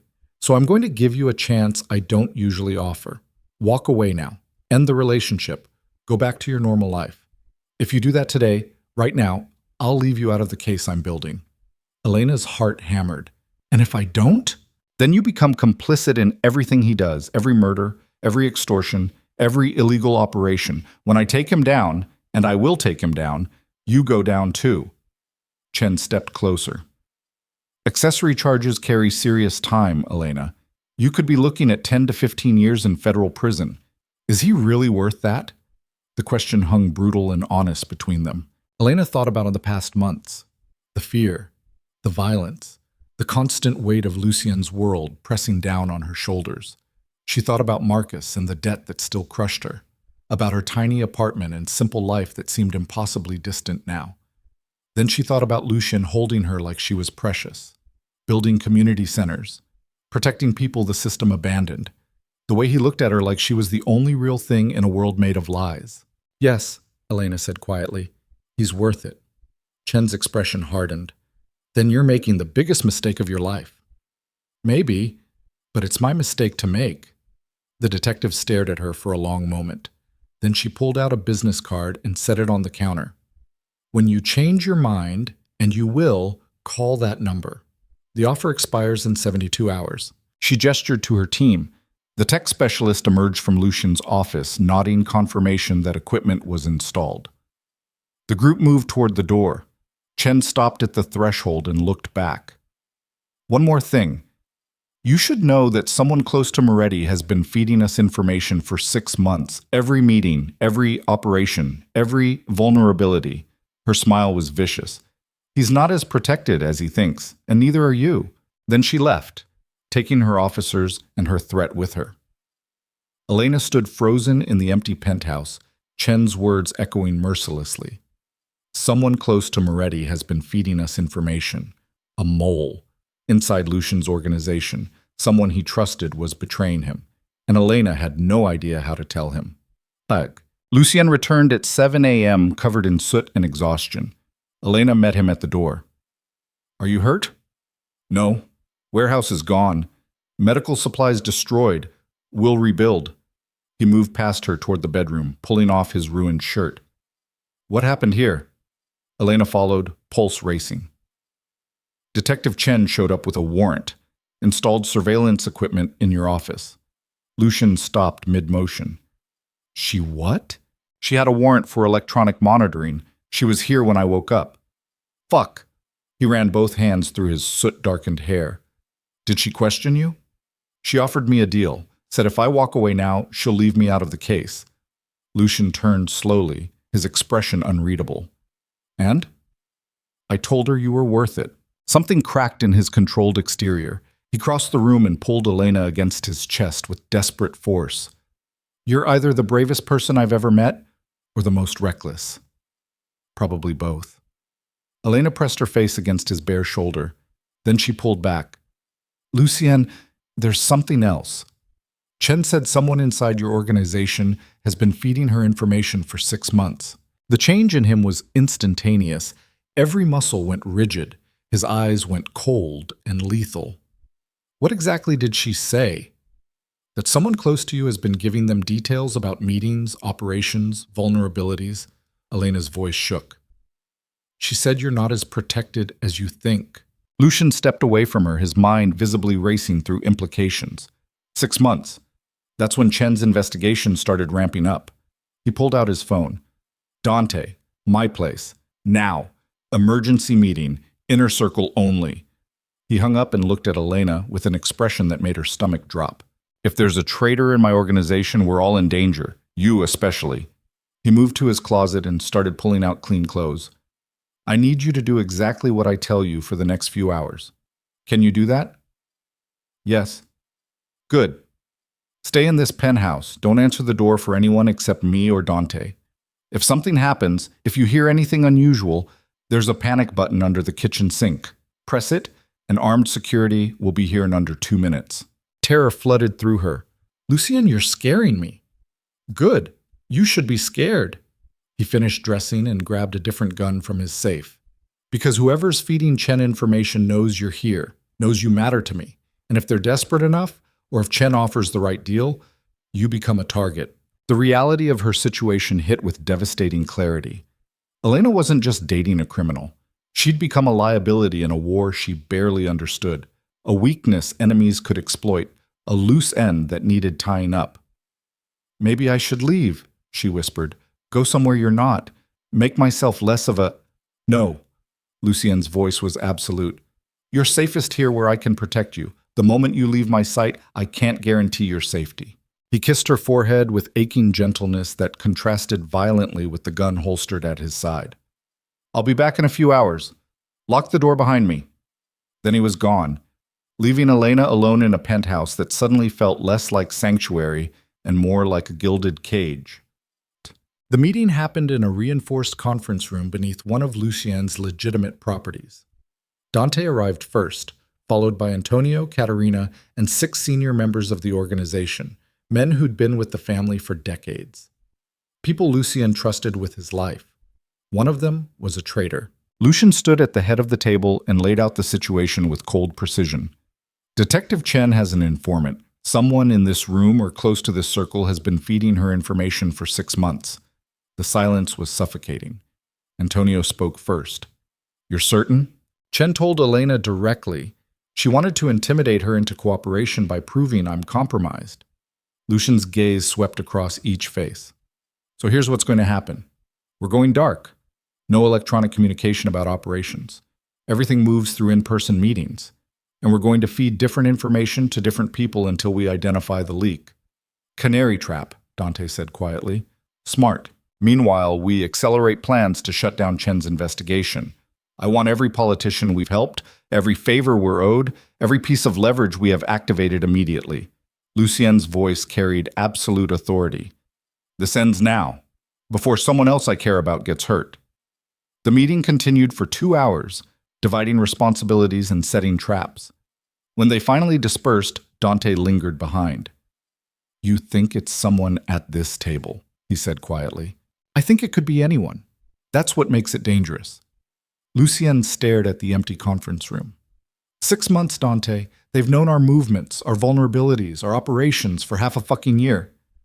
Could be lower level, an assistant, an accountant. Then why hasn't Chen moved already? Why still be building her case? Lucien shook his head. No, whoever it is has access but not proof. They're feeding her intelligence but can't give her the evidence she needs for prosecution. Dante considered this. That narrows it significantly, or widens it, because now we're not just looking for a traitor, we're looking for someone smart enough to betray me without leaving traces. Lucien's expression went deadly. When I find them, they'll wish Chen had arrested them first. Soon, Elena spent 6 hours alone in the penthouse, spiraling into anxiety. She tried reading, tried watching television, tried anything to distract from the crushing awareness that she was trapped 43 floors up, while the man she loved hunted for a traitor who might want her dead. Around 2 p.m., her phone buzzed with a text from an unknown number. You should ask Lucien about his first wife, before you trust him completely. A friend? Elena stared at the message, ice flooding her veins. First wife? Lucien had never mentioned being married. had never even hinted at serious relationships before her.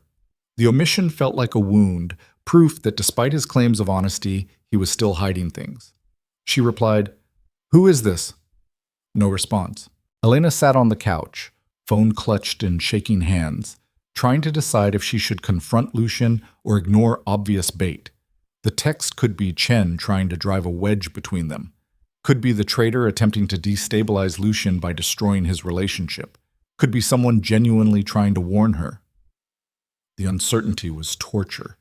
By the time Lucien returned at 7 p.m. looking more exhausted than she'd ever seen him, Elena had worked herself into barely controlled panic. "We need to talk," she said before he could even close the door. Lucien stopped, reading her body language instantly. "What happened?" Elena showed him the text. His face went completely blank. The shift was terrifying, from human exhaustion to something cold and empty in seconds. "Where did this come from?" His voice was dangerously quiet. "Unknown number. Lucien, were you married?" The silence stretched until Elena wanted to scream. "Yes," he finally said. The confirmation felt like being punched. "When were you planning to tell me?" "When it became relevant." "It's relevant now." "No. It's a weapon someone's using against me." He moved deeper into the penthouse, pulling off his jacket with violent efficiency. "My wife died 8 years ago. Her name was Isabella. She was killed by a rival family trying to destabilize my leadership." His voice stayed eerily flat. "I don't talk about her because she's dead and gone, and discussing it doesn't change anything." Elena's anger warred with sympathy. I'm sorry that happened to you. But Lucien, you can't just not tell me you were married. That's..." "What? Dishonest? I told you I'd be honest about danger, about risks. Isabella is neither. She's history." He turned to face her. "And whoever sent you that text wants to make you doubt me, wants to create distance. Don't let them." "Then tell me what happened. All of it. Because right now I'm imagining the worst, and that's probably more damaging than the truth." Lucien stared at her for a long moment. Then he poured himself 3 fingers of bourbon, drank half in one swallow, and sat on the couch with the weight of history carved into every line of his body. "Isabella was arranged," he began quietly. "Our families allied through marriage.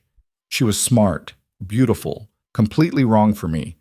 We tried to make it work for 3 years. Mostly failed." He took another drink. "She got pregnant, wanted to leave the life, raise our child somewhere safe. I was working on plans to transition her out when rivals discovered she was pregnant." Elena's breath caught. "They took her, held her for 72 hours, making demands I couldn't meet without destroying the family.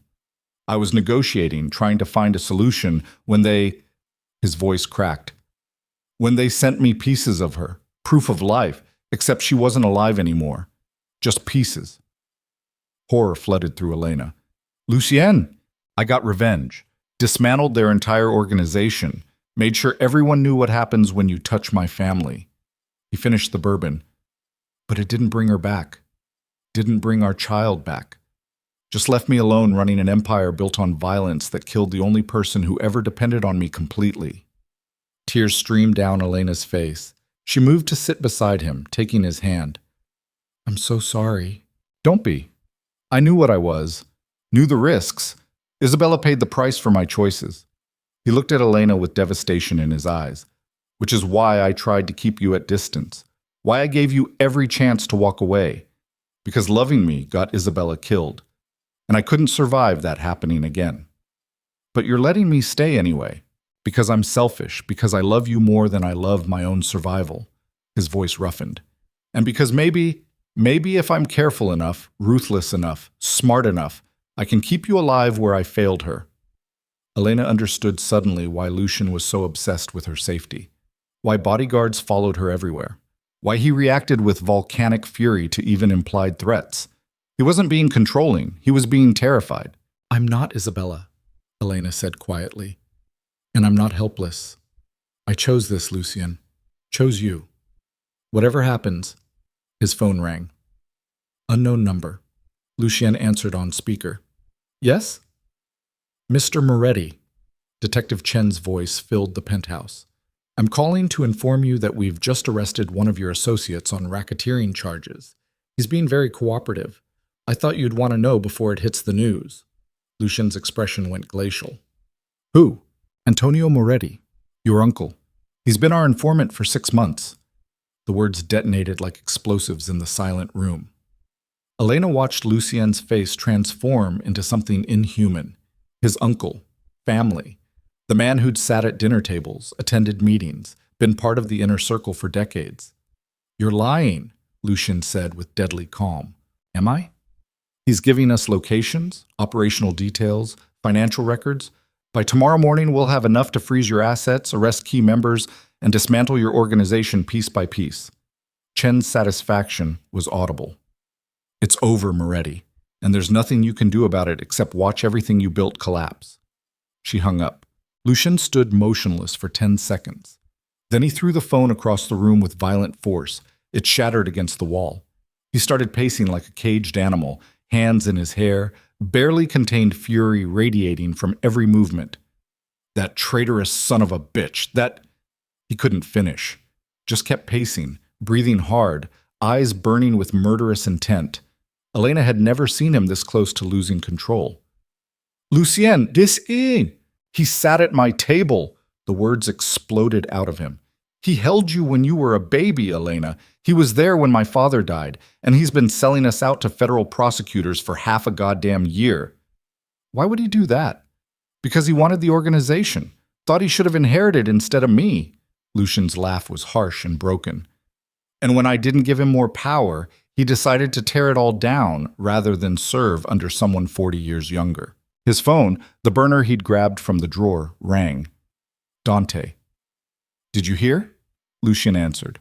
Everyone heard. Chen made sure the entire underworld knows Antonio flipped. She's trying to make you look weak. Dante's voice was tight. What do you want to do? Lucien looked at Elena, really looked at her, and something in his expression made her stomach drop. She saw him making calculations, weighing options, preparing for the kind of decision that would define everything moving forward.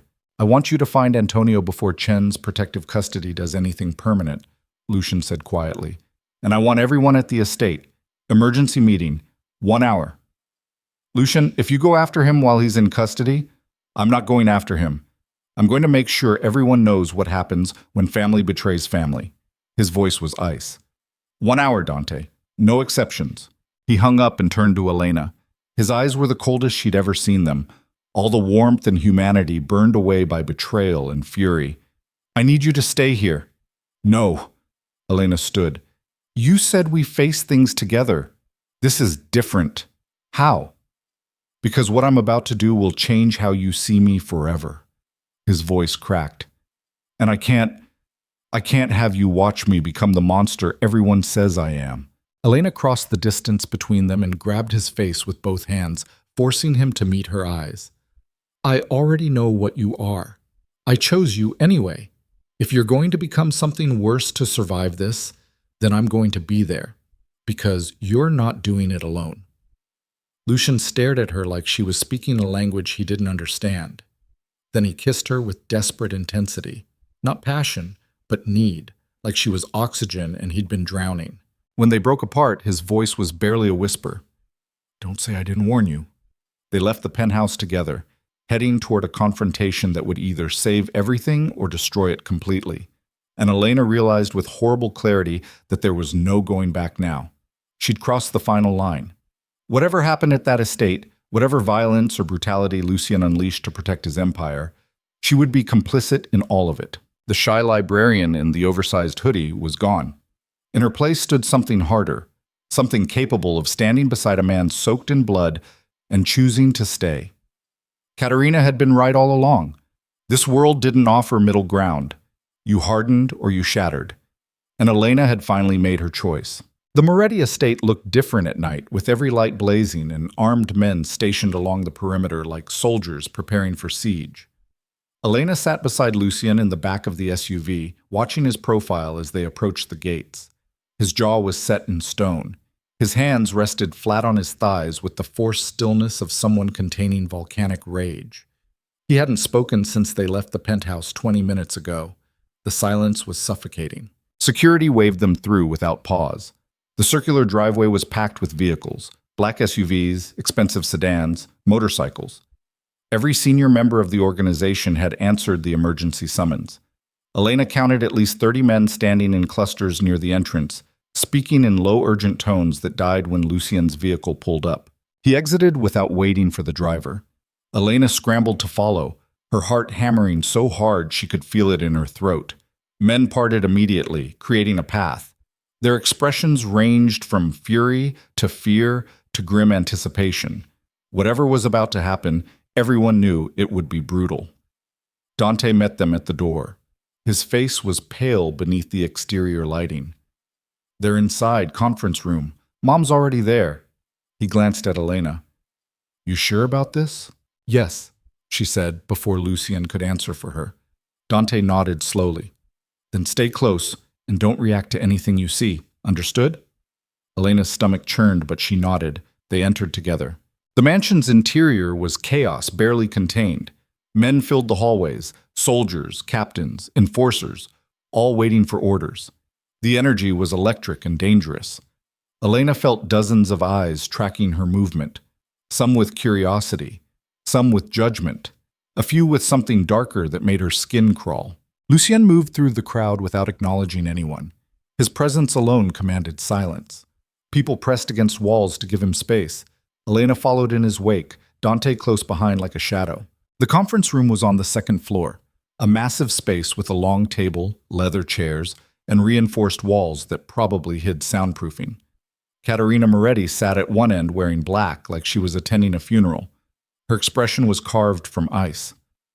Around the table sat 8 senior members, including 3 men Elena recognized from the dinner weeks ago. Everyone stood when Lucien entered. He gestured sharply. Sit. They obeyed immediately. Elena took a position against the wall near the door where Dante stood. Her legs felt weak. Lucien remained standing at the head of the table, hands braced against the polished wood, his entire body vibrating with barely leashed violence. Antonio betrayed this family.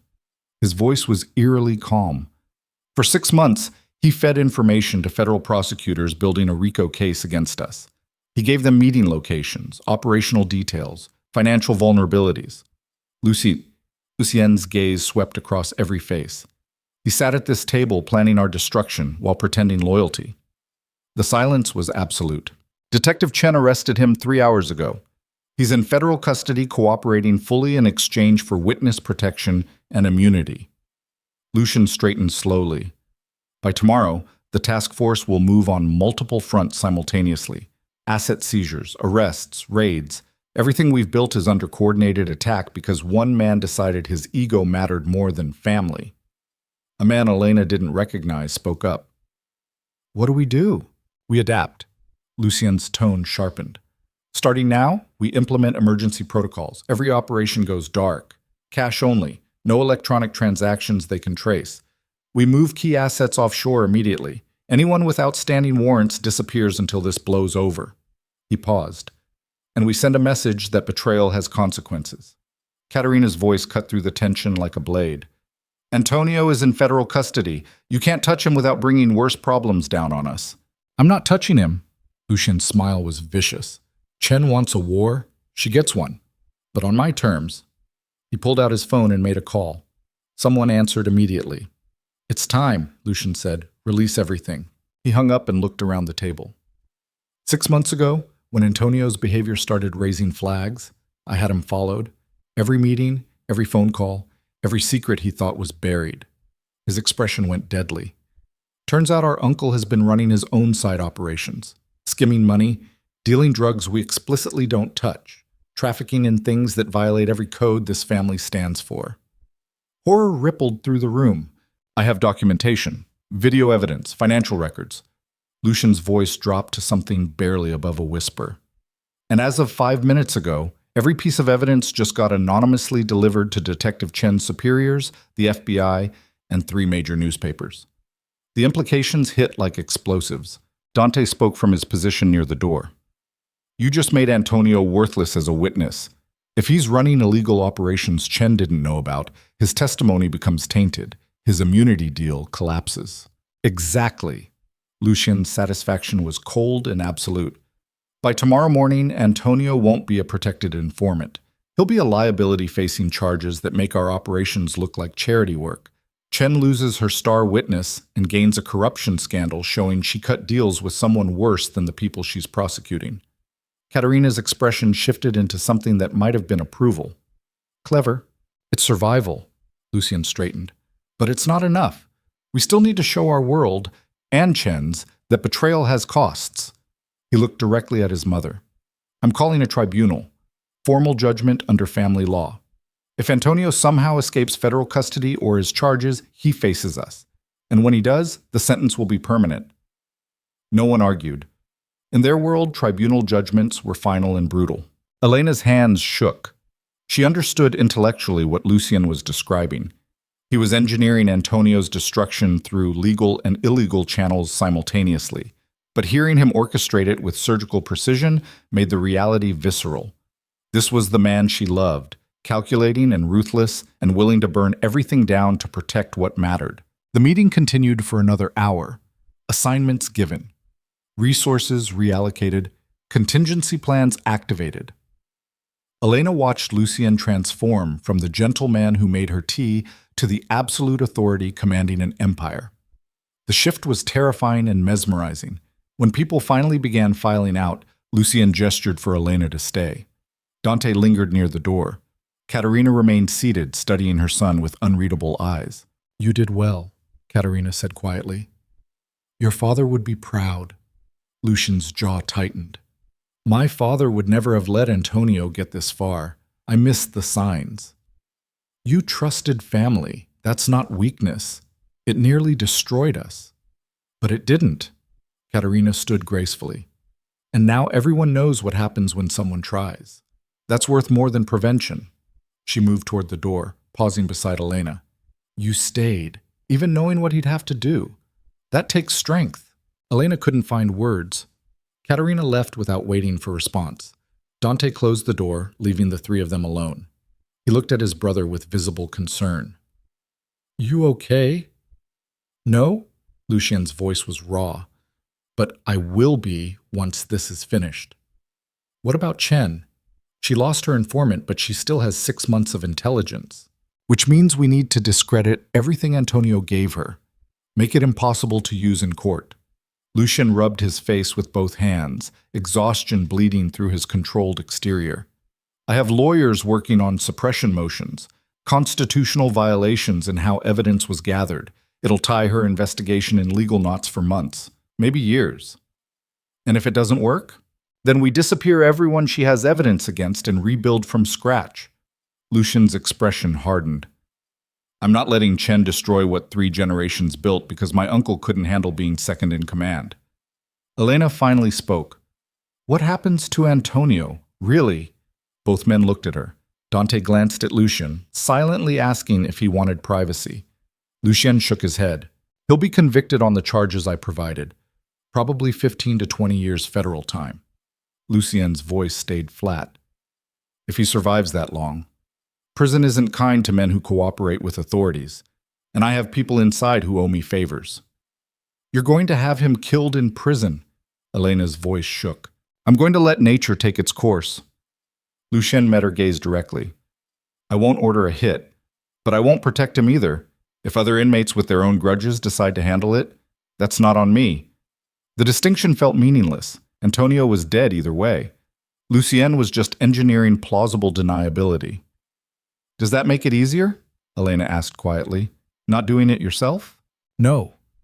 Lucien's honesty was brutal. But it keeps me from becoming the kind of monster who kills family directly. Even family that betrayed me. He moved closer to her. I know what you're thinking, that I'm rationalizing murder, that there's no moral difference between ordering it and allowing it, and you're probably right, but this is the compromise I can live with. Elena wanted to argue, wanted to say there had to be another way, but she'd run out of illusions about what Lucien's world required. This was the reality, brutal and final and soaked in blood that would never wash clean. Okay, she whispered. Lucien's expression cracked slightly. Okay? I don't like it. I hate it. But I understand why you think it's necessary. She stepped closer. And I'm not leaving you to face it alone. Dante cleared his throat. I'll give you 2 a minute. He left quickly. Alone, Lucien pulled Elena against his chest with desperate force. She felt him shaking, this powerful, dangerous man trembling with the weight of impossible decisions. I'm sorry, he murmured into her hair, for dragging you into this. For making you complicit in things you should never have to witness. Stop apologizing for what I chose. Elena pulled back to look at him. I knew who you were, what this world was. I stayed anyway. You shouldn't have. Maybe not, but I did. She cupped his face with both hands. So now we deal with the consequences together. Lucien kissed her with the desperation of someone drowning. Elena responded with equal intensity, pouring every complicated emotion into the connection. When they broke apart, both breathing hard, reality crashed back with crushing weight. We need to go, Lucien said quietly. It's not safe staying here tonight. Too many people know this location. If Chen decides to raid, his phone rang. Unknown number again.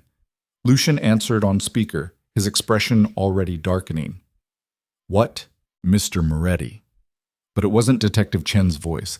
This was male, unfamiliar, carrying professional courtesy that felt more threatening than overt hostility. My name is Agent Marcus Webb, FBI. I'm calling regarding the evidence package that was delivered to our office this evening concerning Antonio Moretti. Lucien's entire body went still. I don't know what you're talking about. Of course you don't. Webb's tone suggested he knew exactly who'd sent the evidence. Here's the situation. Detective Chen's RICO case just became significantly more complicated. Her star witness is now facing federal charges that could put him away for decades. Her investigation is tainted by association, and between you and me, her supervisors are furious. Not my problem. Actually, it is. Because Chen is desperate now. Desperate cops make dangerous decisions. Webb paused. She knows you have a girlfriend, Elena Marrow, and she knows Miss Marrow could potentially be charged as an accessory if Chen can prove knowledge and participation in criminal activities. Elena's blood turned to ice. Chen wouldn't dare, Lucien said with deadly calm. Elena has done nothing illegal. Knowingly benefiting from criminal proceeds could be argued. Living in your penthouse, accepting gifts, being present during conversations about illegal activities, these things create legal exposure. Webb's voice stayed professional. I'm calling as a courtesy. To let you know that Chen is exploring every option to hurt you now that her main case is collapsing. And the easiest target is the person you care about most. If Chen touches Elena, you'll do nothing, because you're smart enough to know that threatening federal agents ends badly for everyone. Webb's tone hardened slightly. But here's what you can do. Cooperate with our investigation into Antonio's operations. Give us everything you have. In exchange, we'll make sure Chen's attention stays focused on actual criminals instead of innocent librarians caught in bad situations. The trap was elegant and vicious. Webb was offering Lucien a deal. Betray Antonio completely in exchange for Elena's protection. It would solve the FBI's problem by giving them a conviction without the tainted testimony, and it would solve Lucien's problem by removing Elena from Chen's crosshairs. But it would also make Lucien an informant, something that violated every code he'd been raised to uphold. I need time to think, Lucien said finally. You have 12 hours. After that, I can't control what Chen does. Webb hung up. Lucien stood frozen, phone still in his hand, his expression somewhere between fury and devastation. Elena watched him process the impossible choice, protect her by becoming exactly what he'd just condemned Antonio for, or maintain his principles while gambling with her freedom. Don't, Elena said quietly. He looked at her sharply. Don't what? Don't even consider cooperating. I won't let you destroy yourself to protect me. Elena, I mean it, Lucien. If you become an informant, you lose everything. Your organization falls apart. Your family disowns you. You become exactly what Antonio is, a traitor. Her voice shook. I won't be the reason that happens. And I won't let Chen railroad you into federal prison for the crime of loving me. Lucien's voice rose with desperate anger. You want to talk about destroying myself? Watching you suffer for my choices would end me faster than any betrayal. Then we find another way. There is no other way. He slammed his phone on the table. This is the choice, Elena. I cooperate and save you, or I refuse and hope Chen doesn't have enough to charge you. Those are the only options.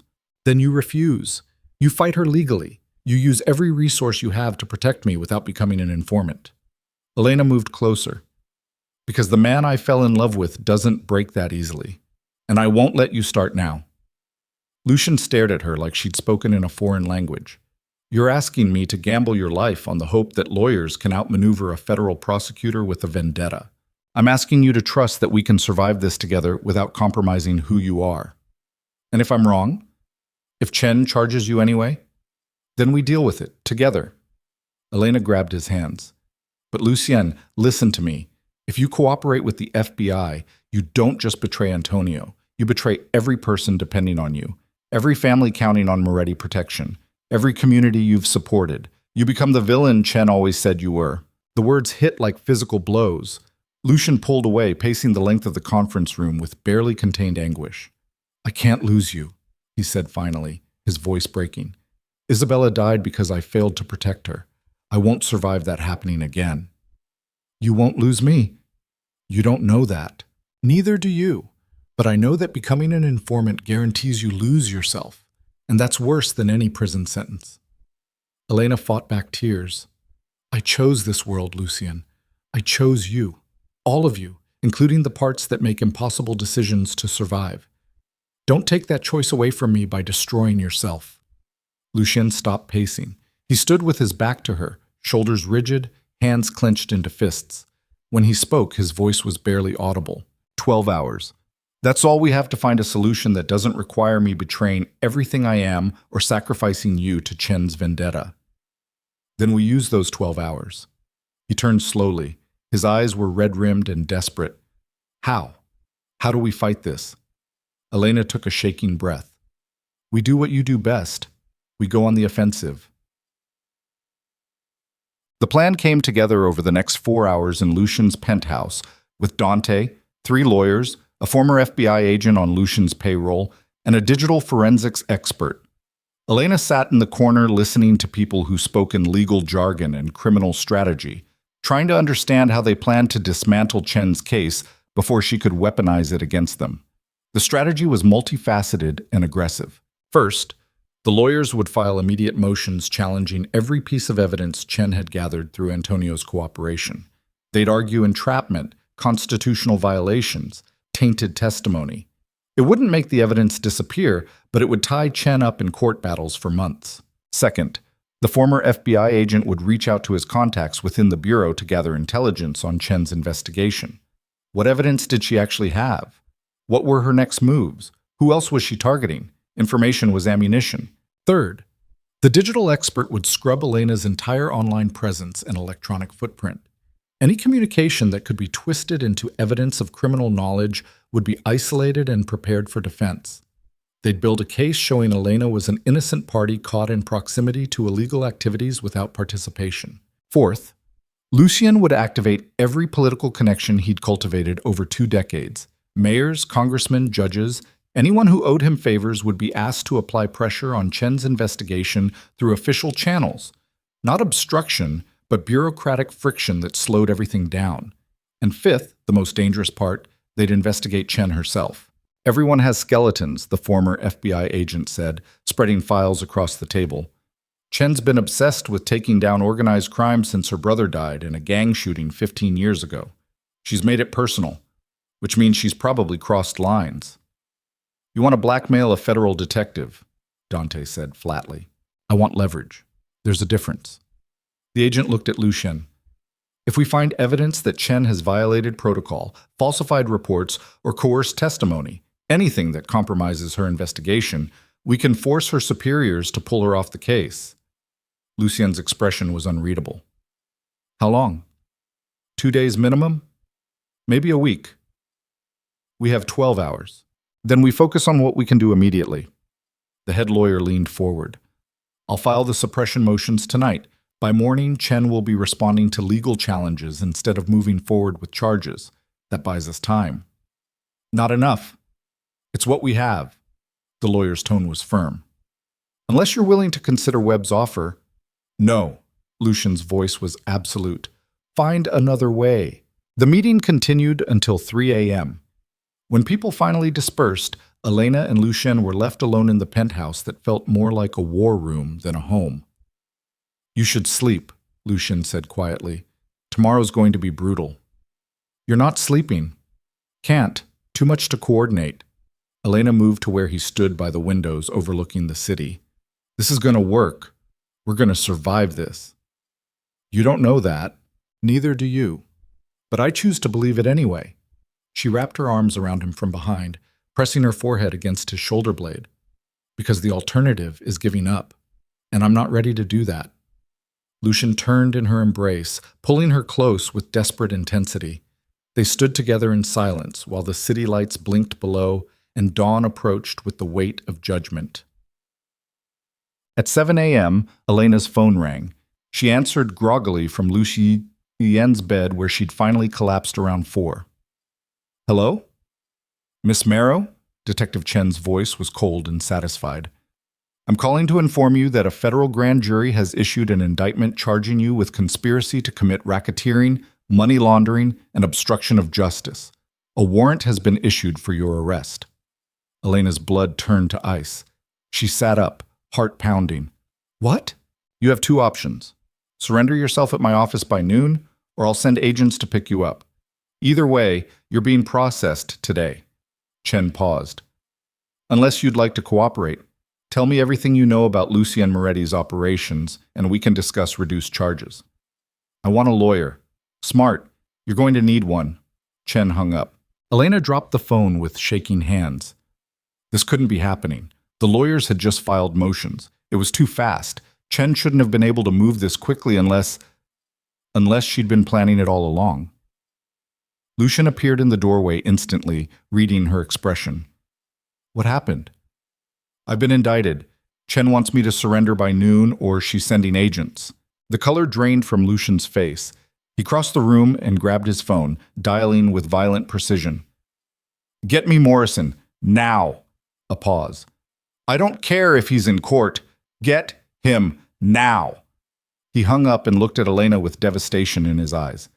"This is my fault. I should have anticipated—" "Stop. This is Chen's fault. She wanted to force your hand." Elena stood on shaking legs. "What do we do?" "You surrender with lawyers present. Full legal protection. You don't say anything without counsel. We fight this in court." His voice was steady, but his hands trembled. "And I do whatever it takes to get these charges dropped." "Including cooperating with Webb?" Lucien's silence was answer enough. "No." Elena grabbed his arms. "We stick to the plan. We fight this legally. You don't become an informant to save me." "Elena, I mean it, Lucien. If you cooperate now, Chen wins. She'll have destroyed us both. You by making you a traitor. Me by making me the reason you betrayed everything." Tears burned her eyes. "I'd rather go to prison than live with that. And I'd rather die than watch you suffer for loving me." They stood locked in impossible standoff, both unwilling to sacrifice the other, both terrified of the consequences. Lucien's phone rang. Morrison, the head lawyer. "Talk to me," Lucien answered on speaker. "The indictment is real. Chen pushed it through overnight using Antonio's testimony and circumstantial evidence about Elena's presence during conversations she's claiming were about illegal operations." Morrison's voice was grim. "It's weak, but it's enough to force a trial." "How weak?" 60% chance we get it dismissed at preliminary hearing. 80% chance of acquittal if it goes to trial. But that's months of legal battles, and trials are unpredictable. Morrison paused. "She needs to surrender today, with me present. We'll make it as clean as possible." Lucien's jaw was so tight, Elena heard his teeth grinding. "Fine, arrange it." "Arrange?" "There's one more thing." Morrison's tone shifted. "Agent Webb called me this morning. He says his offer is still on the table. Cooperate with the FBI's investigation into Antonio, and they'll make Chen's charges disappear. Full immunity for Elena. Clean slate." "No," Lucien said immediately. "Lucien, be reasonable." "I said no. Find another way." He hung up. Elena's chest ached. She understood the impossible position. Lucien could save her instantly by betraying everything he stood for. Or he could maintain his integrity while gambling her freedom on legal strategies that might fail. There were no good choices, only gradations of catastrophe. "We should go," Lucien said quietly. "Morrison wants you at his office by 10 to prep before surrender." Elena nodded numbly. They dressed in silence, her in simple clothes that wouldn't photograph badly, him in a dark suit that made him look like he was attending an execution. Maybe he was. The drive to Morrison's office took 30 minutes through morning traffic. Bodyguards followed in separate vehicles. Elena watched the city pass by and wondered if this was the last time she'd see it from freedom. The thought was surreal. 24 hours ago, she'd been worried about police surveillance. Now she was facing federal charges that could put her away for decades. How had everything collapsed so quickly? Morrison's office was downtown in a glass tower that screamed expensive legal power. They rode the elevator to the 42nd floor in suffocating silence. When the doors opened, Morrison himself was waiting, a man in his 60s with gray hair and the sharp eyes of someone who'd spent 40 years finding loopholes in impossible situations. "Elena, Lucien." He shook both their hands. "Let's talk in my office." They followed him into a corner suite with floor-to-ceiling windows and enough legal awards to fill a museum. Morrison gestured them to leather chairs and sat behind his massive desk. "Here's where we are," he began without preamble. "Chen's charges are circumstantial but problematic. She's arguing that you knowingly benefited from Lucien's criminal operations and participated in conversations about illegal activities. The evidence is thin, mostly Antonio's testimony about you being present during meetings at the estate. But presence alone isn't proof of participation." "So we can beat this," Elena said. "Probably, but there's risk. Juries are unpredictable, and Chen will paint you as a gold digger who knew exactly what she was getting into." Morrison's expression was sympathetic.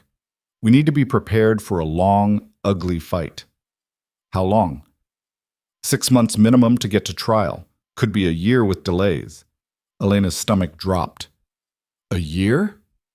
"Unless you take Webb's deal." Morrison looked directly at Lucien. "In which case, this all goes away immediately." Lucien stood abruptly and moved to the windows, staring down at the city with rigid posture. Elena could see him wrestling with the decision that would define everything. "There has to be another option," Elena said desperately. "Something we're not seeing." Morrison shook his head. "I've been doing this for 40 years.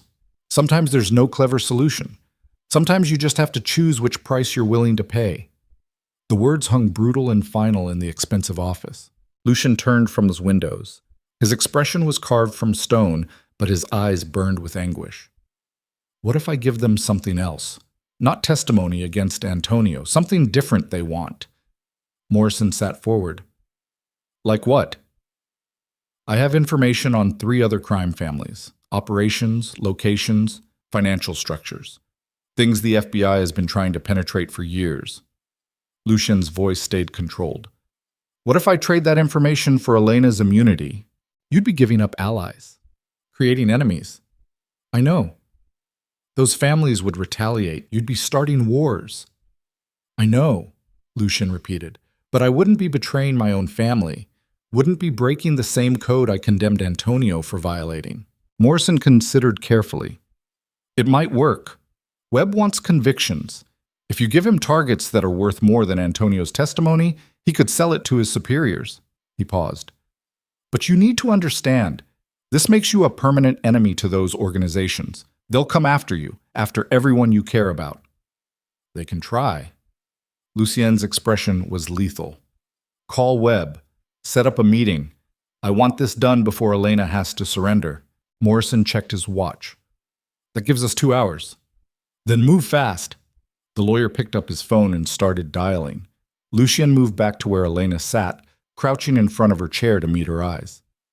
"This is happening," he said quietly. "I'm going to trade information to save you. And yes, it makes me a rat in some people's eyes. But I can live with that. I can't live with you in prison." Elena's hands shook. "Those families will retaliate. Let them. I've survived worse." "Lucien, no arguments." His voice was firm but gentle. "You gave me the chance to find a compromise. This is it. I'm not betraying my own people. Just enemies who would have come after us eventually anyway. It was rationalization, and they both knew it. But it was also the best option in a situation with no good choices. Elena pulled him into a fierce hug. "Then we do this together." "Together," he agreed. Morrison hung up. "Webb will meet us at a federal building in 90 minutes. Neutral ground. He's interested but cautious." "He should be," Lucien said darkly. "What I'm offering could dismantle half the organized crime in this city, but it comes with conditions." "Which are?" "Full immunity for Elena. All charges dropped immediately. And no public record that I cooperated. The information comes through anonymous channels only. My name never appears in any official documentation." Morrison wrote quickly. "Webb may not go for the anonymity clause." "Then there's no deal. I'm not painting a target on my back for every criminal organization on the East Coast." Lucien stood. "Make it clear. This is the only offer. He takes it, or Elena goes to trial, and he gets nothing." They left Morrison's office and headed to the federal building where Webb waited. Elena felt like she was moving through a nightmare. Everything had spiraled so far beyond her control that she could barely process the reality. 48 hours ago, she'd been worried about staying with Lucien. Now she was watching him trade information to the FBI to keep her out of prison. The federal building was austere and intimidating, security checkpoints, armed guards, surveillance everywhere. They were escorted to a conference room on the 8th floor where Agent Webb waited with 2 colleagues and a recording device. Webb was younger than Elena expected, maybe 45, with the lean build of someone who spent time in the field rather than behind a desk. His expression was professional, but his eyes were sharp, assessing both of them with calculation. "Mr. Moretti? Miss Marrow." He gestured to chairs. "Let's talk." Morrison laid out Lucien's offer with clinical precision. Information on 3 crime families in exchange for Elena's complete immunity and Lucien's anonymity. Webb listened without interrupting, his expression giving nothing away. When Morrison finished, Webb leaned back in his chair. "What you're offering is valuable, but it also makes you a target. You understand that once this information is used, those families will eventually figure out it came from you." "I'll deal with that," Lucien said flatly. "And you're willing to provide testimony if trials require it?" "No, information only. Documents, locations, evidence you can use independently. My name stays out of it completely." Webb frowned. "That limits the value." "That's the deal." Lucien's tone was absolute. "Take it or leave it." The FBI agent studied him for a long moment. Then he looked at Elena with something that might have been sympathy. "You love him," Webb said quietly. Elena blinked at the unexpected personal question. "Yes."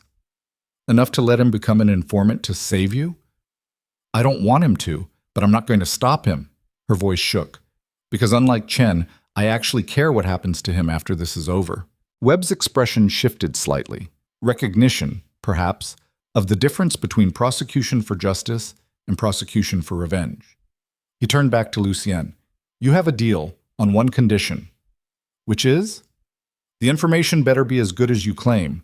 If you're feeding me garbage to buy time, the deal collapses and Miss Marrow faces trial." Webb's voice hardened. "And I'll make sure she gets the maximum sentence. The information is solid." Lucien pulled out a USB drive from his jacket. "Everything's on here. Locations, financial records, operational structures for the Kozlov, Santoro, and Chen crime families. Enough to prosecute dozens of high-level targets." Webb took the drive carefully, handling it like a live explosive. "I'll need time to verify. You have 12 hours. Then I want Elena's charges officially dropped and documents proving immunity." Lucien leaned forward. "And Webb? If you betray this deal, if any of this information traces back to me publicly, I'll make sure every criminal organization in the country knows the FBI can't be trusted to honor agreements. You'll never get another informant again." The threat was clear. Webb could use the information, but he had to protect Lucien's identity completely. Otherwise, the FBI's entire informant program would suffer the consequences. Webb nodded slowly. "Fair enough." He stood. "Miss Marrow, you're free to go for now. Don't leave the city. Once I verify this information, we'll process the immunity paperwork." Elena couldn't believe it. She looked at Lucien with tears in her eyes. He'd just sacrificed his principles, made enemies of powerful organizations, and painted a target on his back, all to save her from prison. They left the federal building together in stunned silence. The SUV was waiting. Bodyguards formed a protective barrier. Once inside the vehicle, Elena finally let herself break down completely. Lucien pulled her against his chest and held on while she sobbed with relief and guilt, an overwhelming love for a man who'd just destroyed parts of himself to keep her whole. "It's done," he murmured into her hair. "You're safe, that's all that matters." But Elena knew the truth. It wasn't done. It was just beginning. Because 3 crime families now had a death sentence signed by information Lucien provided. And when they figured out who betrayed them, the retaliation would be swift and brutal and absolutely merciless. They'd bought Elena's freedom with Lucien's blood, and the bill was coming due faster than either of them realized. The retaliation came faster than anyone expected. 72 hours after Lucien handed the USB drive to Agent Webb, federal raids hit all 3 crime families simultaneously. Dawn arrests coordinated across the city, SWAT teams smashing through doors, helicopters circling warehouses. The FBI moved with surgical precision, dismantling operations that had stood for decades. By noon, 23 high-level targets were in custody, financial assets frozen, properties seized. The Koslov, Santoro, and Chen organizations were crippled in a single morning. Elena watched the news coverage from Lucien's penthouse with growing dread. Every arrest was another enemy created, every perp walk another family swearing vengeance. The anchors speculated about unprecedented cooperation from an insider. Someone had given the FBI everything, and eventually those families would figure out who. Lucien spent those 3 days preparing for war. He doubled security at all Moretti properties, moved key people to safe houses, liquidated assets that could be targeted. Every decision was tactical, calculated to minimize exposure when retaliation came, because it would come. They both knew it. On the 4th day, Agent Webb called with confirmation that Elena's immunity paperwork was finalized. All charges dropped. She was officially free. But freedom felt hollow when purchased with blood that hadn't been spilled yet. That night, Elena found Lucien standing at the penthouse windows, staring at the city with the 1,000-yard stare of a soldier anticipating battle. She moved to stand beside him, not touching, just present. "Morrison called," Lucien said quietly. "The families are already asking questions, trying to figure out how the FBI got so much detailed intelligence so fast." "How long before they connect it to you?" "Days. Maybe a week." His jaw tightened. "I've covered my tracks as much as possible, used intermediaries, anonymous channels, but someone will eventually notice the pattern, that I'm the only one who had access to information about all 3 families." Elena's chest ached. "What happens then?" "Then they come for me, probably simultaneously to send a message." He turned to face her fully. "Which is why you're leaving the city tomorrow." "No." Elena said, "I said no." She grabbed his arm. "We agreed to face things together. You don't get to ship me off now that danger is real." "This isn't negotiable." "Yes, it is." Her voice rose with fury and fear. "You just destroyed 3 crime families to save me. You think I'm going to run and hide while they try to kill you? Absolutely not." Lucien's expression was torn between exasperation and something that looked dangerously like love. "If you stay, you're in the crossfire. They won't hesitate to use you against me. Then we make sure I'm protected. Bodyguards, safe houses, whatever it takes." Elena stepped closer. "But I'm not leaving you, Lucien. Not now. Not ever." He stared at her for a long moment. Then he pulled her against his chest with desperate intensity, burying his face in her hair. She felt him shaking, this powerful, dangerous man trembling with the weight of impossible choices. "You're either the bravest person I've ever known or the most reckless," he murmured. "I learned from the best." Despite everything, Lucien laughed, a broken sound that hurt to hear. "We're probably both going to die." "Probably, but at least we'll die together." It was gallows humor in the face of approaching darkness, but it was also the truth they'd both accepted. There was no walking away now, no safe exit, just whatever time they had left before consequences caught up. The attack came 6 days later at 3 in the morning. Elena woke to the sound of breaking glass and automatic gunfire. Lucien was already moving, grabbing his gun from the nightstand with practiced efficiency. He pressed a button under the bed frame, the panic alarm, and turned to Elena with lethal calm. "Bathroom, now. Lock the door and don't come out until I tell you." Lucien, Now, Elena. She scrambled to obey, her heart hammering so hard she thought it might burst. The bathroom door was reinforced steel disguised as wood. She locked it and backed against the far wall, listening to chaos erupt outside. More gunfire, shouting, the distinctive sound of flashbangs detonating. Through the door, Elena heard Lucien barking orders to bodyguards, coordinating defense with military precision. The penthouse had been built to withstand exactly this scenario: reinforced walls, bulletproof windows, multiple escape routes. But attackers had breached the building's security somehow. We're already inside. Elena pressed her hands against her mouth to keep from screaming. This was her fault. Lucien had given the FBI information to save her, and now people were trying to kill him because of it. If he died tonight, it would be because he'd chosen to protect her instead of himself. The bathroom door shuddered from impact. Someone was trying to break through. Elena looked around desperately for a weapon, found nothing except a heavy marble soap dispenser. She grabbed it with shaking hands and positioned herself beside the door. If someone breached, she'd fight. It wouldn't be much, but it was something. Outside, the gunfire intensified. She heard Lucien's voice cutting through chaos, commanding, authoritative, alive. Relief flooded through her. He was still fighting. Then the bathroom door exploded inward. A man in black tactical gear stepped through the smoke and debris. He raised his weapon toward Elena. Time slowed to impossible crawl. She saw his finger tighten on the trigger. Then his head snapped back from bullet impact and he collapsed. Lucien appeared in the doorway, gun raised, eyes wild. Are you hurt? No, I'm okay. Elena dropped the soap dispenser with trembling hands. He grabbed her wrist and pulled her from the bathroom. We need to move. They're coming up the stairs. The penthouse was a war zone. Bullet holes pocked the walls. Smoke obscured visibility. Two bodies in tactical gear lay motionless near the entrance. Lucien's bodyguards had formed a defensive perimeter, but they were outnumbered. How many? Lucien asked his head of security. At least 12, maybe more. They hit us simultaneously on 3 floors. The man's arm was bleeding, but he stayed focused. Boss, we need to evacuate. They're going to overwhelm us.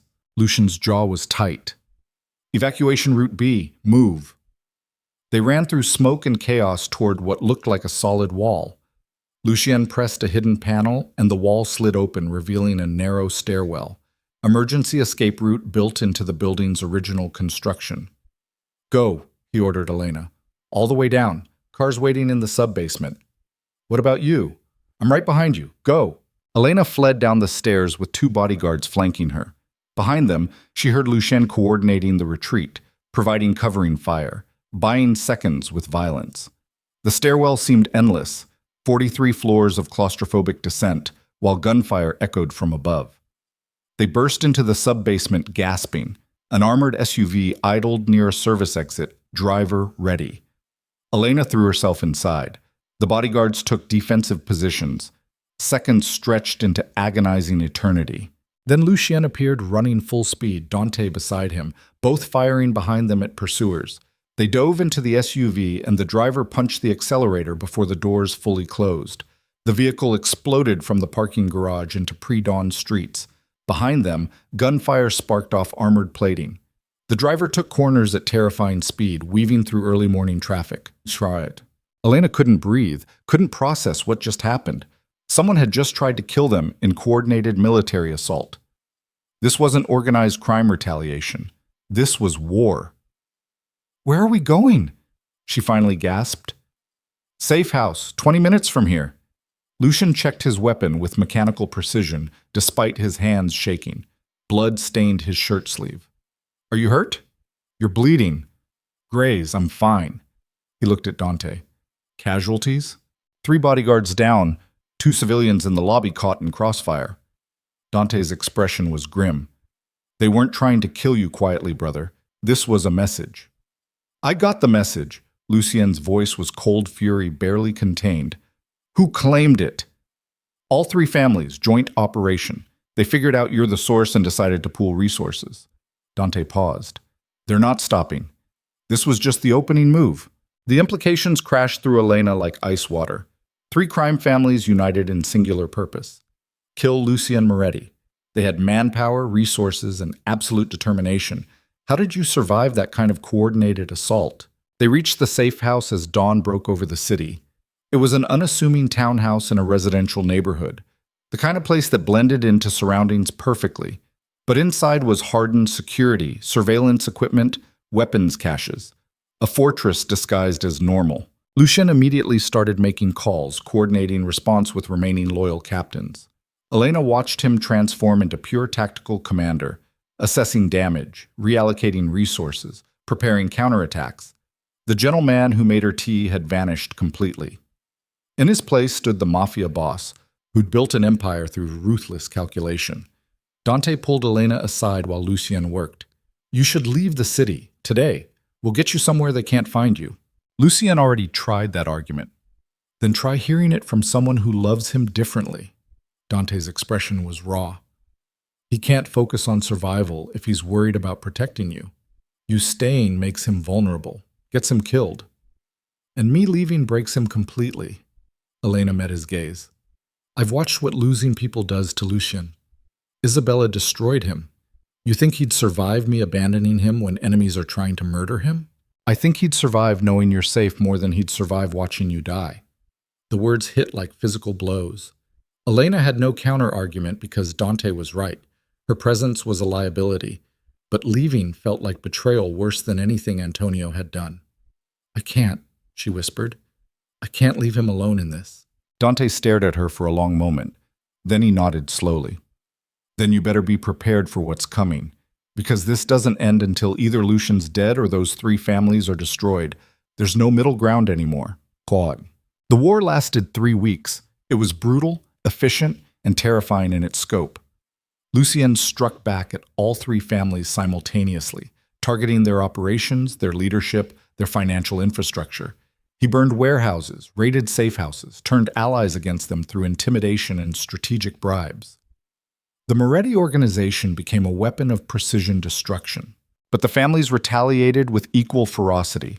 Car bombs, ambushes, assassination attempts that came closer each time. Elena stopped counting near misses after the 4th. They moved between safe houses every 2 days, never stayed anywhere long enough to establish patterns. It was exhausting and unsustainable. The city's criminal underworld took notice. Other organizations started choosing sides or getting caught in crossfire. Politicians Lucien had protected demanded he end the violence. Federal agents circled like sharks smelling blood. Agent Webb called personally on day 16. "This needs to stop," he said without preamble. "You're tearing the city apart." "Tell that to the families trying to kill me," Lucien replied coldly. "I am telling them, but they're not listening, and now innocent people are dying." Webb's frustration was audible. "You gave me that information to save your girlfriend. Don't make me regret the deal by forcing federal intervention." "What do you suggest?" "End it. Negotiate peace. Before the body count gets so high that my superiors shut down everyone involved, including you." Lucien hung up without responding. But that night, staring at casualty reports with exhausted eyes, he finally admitted what Elena had been thinking for days. They couldn't win this war. Not through violence alone. The families had too much manpower, too many resources, too much determination. "We need a different strategy," he said quietly. Elena looked up from where she'd been cleaning weapons, a skill she'd learned by necessity over the past weeks. "What kind of strategy?" "One that ends this permanently without more bloodshed." Lucien's expression was calculating. "The families want revenge for my betrayal. What if I give them something that satisfies that need without requiring my death?" "Like what?" "Like stepping down, publicly, permanently." Elena's breath caught. "You'd give up the organization?" "Not give up. Transfer control to Dante. Make it clear I'm out. No longer running operations, no longer making decisions, no longer a threat." His voice stayed controlled, but she heard the pain beneath. "Without me leading the Moretti family, I stopped being worth killing. Just another retired criminal living quietly." "They'll never believe you." "They will if I make it convincing. Liquidate assets, move out of the city, cut all ties." He looked at her with devastating honesty. "Build a different life. With you. Away from all of this." Tears burned Elena's eyes. "You'd really walk away? From everything you've built?" "I'd burn it all down if it meant keeping you alive." Lucien's voice roughened. "What Isabella taught me, what you're teaching me, is that power means nothing if everyone you love ends up dead because of it. I'd rather be nobody with you than a king alone." The confession broke something open in Elena's chest. She crossed to where he sat and pulled him into fierce embrace. "Okay, we do it. We walk away together." "You're sure? This means leaving everything. Your job, your friends, your entire life." "My life is wherever you are." She pulled back to meet his eyes. "So if that's a quiet house somewhere far from here, then that's what I want too." Lucien kissed her with desperate relief. When they broke apart, his expression had shifted into determination. "I'll set up a meeting. All three families. Neutral ground. I'll offer surrender in exchange for peace." "They might just kill you." "Maybe, but I don't think so. Public execution looks weak. Accepting my surrender and watching me fade into obscurity? That's the victory they actually want. Proof that betraying the underworld ends your power permanently." It was risky, insane possibly, but it was also the only path forward that didn't end in mutual destruction. Totsik. The meeting happened 1 week later at an abandoned church in neutral territory. Representatives from all three families arrived with armed escorts. Lucien came with only Dante and 2 bodyguards. Elena waited in the car outside, heart pounding so hard she felt sick. If this went wrong, Lucien wouldn't be walking out. The negotiations lasted 2 hours. When Lucien finally emerged, he looked exhausted but intact. He slid into the car beside Elena without speaking. Dante followed, his expression unreadable. "Well?" Elena finally asked as they drove away. "They accepted." Lucien's voice was flat. "I stepped down immediately. Transfer all operations to Dante. Leave the city within 72 hours. And I never, under any circumstances, return to criminal activities. If I do, the deal collapses and I'm fair game again. And they believe you'll actually stay away?" I gave them incentive to believe it. He pulled out his phone and showed her a document. "I signed over half my personal assets to a neutral third party who distributes them to the 3 families. Essentially, reparations for the damage I caused." Elena stared at the numbers. "That's millions of dollars." "It's the price of our lives." Lucien's expression was carved from stone. "And it's worth it." Dante spoke from the front seat. "I'll take care of the family. Keep the operations running clean. You've built something good here, Lucien. I won't let it fall apart." "I know you won't." Lucien's voice softened slightly. "You're a better man than I ever was. The organization will be stronger under you." They drove in silence back to the final safe house. Over the next 3 days, Lucien systematically dismantled his entire public life. He signed transfer documents, liquidated accounts, said goodbye to people who'd served him for decades. It was like watching someone perform their own funeral. Elena helped where she could, but mostly she just stayed close, solid, present, reminding him that walking away from power wasn't the same as losing everything that mattered. On their last night in the city, Katerina came to say goodbye. She arrived alone, which was unusual. The older woman looked at her son with expression Elena couldn't quite read. "You're really doing this," Katerina said. "Yes. Your father would be ashamed." Lucien's jaw tightened, but his voice stayed steady. "My father built an empire that got him killed at 47. I'm choosing to live past that." Katerina's expression cracked slightly. "He also loved this family more than anything." "So do I, which is why I'm trusting Dante to protect it while I protect the woman I love." Lucien stepped closer. "I spent 15 years being what the family needed. Now I'm choosing what I need. If that's shameful, then I'll live with the shame." Mother and son stared at each other for a long moment. Then Katerina did something Elena had never seen. She pulled Lucien into embrace. "Be happy," she whispered. "That's all I actually want for you." When they separated, both had tears in their eyes. Katerina turned to Elena. "Take care of him, and if you hurt him, I will find you." "I know," Elena said. The older woman nodded and left without another word. That night, Elena and Lucien made love with desperate intensity. Not passion exactly, but the raw need of 2 people clinging to each other while their entire world shifted beneath them. Afterward, they lay tangled together in the darkness, neither sleeping, just holding on. "Are you scared?" Elena asked quietly. "Terrified," Lucien admitted. "I've been running this organization since I was 19. I don't know who I am without it.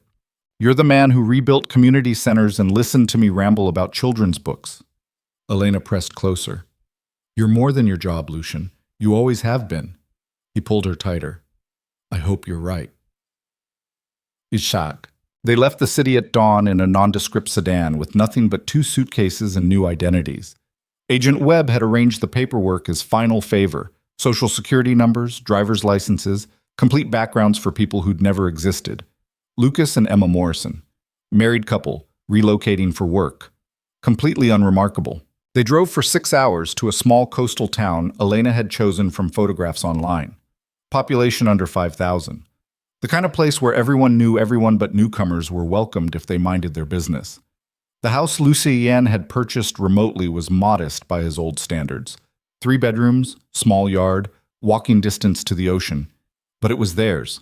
Clean, safe, anonymous. Elena stood in the empty living room while movers unloaded their minimal furniture and felt overwhelming surreality. 1 month ago, she'd been hiding in a penthouse while crime families tried to murder them. Now she was arranging throw pillows and discussing paint colors. You okay? Lucien asked, appearing with coffee. I don't know. Elena accepted the cup gratefully. This doesn't feel real yet. Give it time. He surveyed the space with critical eye. We'll make it home. Over the following weeks, they began building something resembling normal life. Lucien took a job managing a small hardware store, absurdly beneath his capabilities, but exactly anonymous enough to work. Elena found work at the local library in the children's section. They shopped for groceries, cooked dinners together, took evening walks along the beach. It was peaceful. It was boring. It was everything they'd fought for. But Elena noticed Lucien struggling with the transition. He was too used to constant crisis, impossible decisions, adrenaline-soaked existence.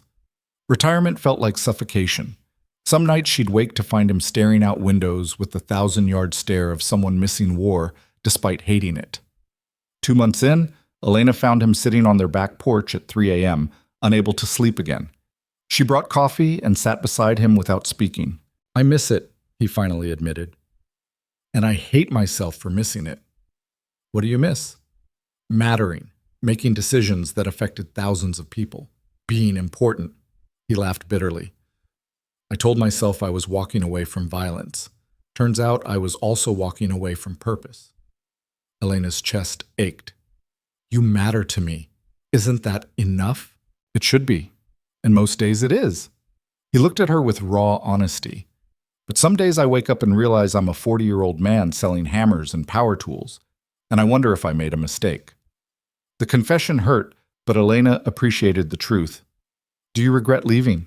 Lucien was quiet for a long time.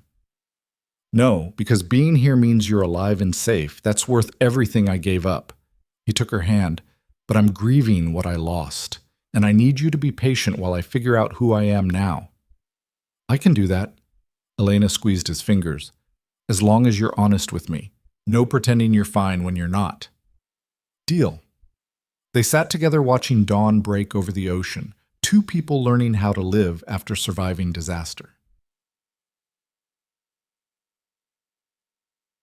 The transformation happened gradually over the next year. Lucien started volunteering at the local youth center, teaching kids woodworking and self-defense, providing the kind of mentorship he'd never received. Elena expanded her library programs to include financial literacy workshops for struggling families. Together, they quietly helped their adopted community in ways that felt purposeful without being dangerous. Slowly, Lucien's restlessness faded. He learned to find meaning in smaller victories. A kid learning discipline, a family avoiding eviction, neighbors trusting them enough to ask for help. It wasn't running an empire, but it was building something good. One evening, sitting on their porch watching sunset, Lucien turned to Elena with expressions she couldn't quite read. I have something to tell you. Her stomach dropped. Okay. Dante called yesterday. Antonio died in prison 3 weeks ago, shanked by another inmate over commissary dispute.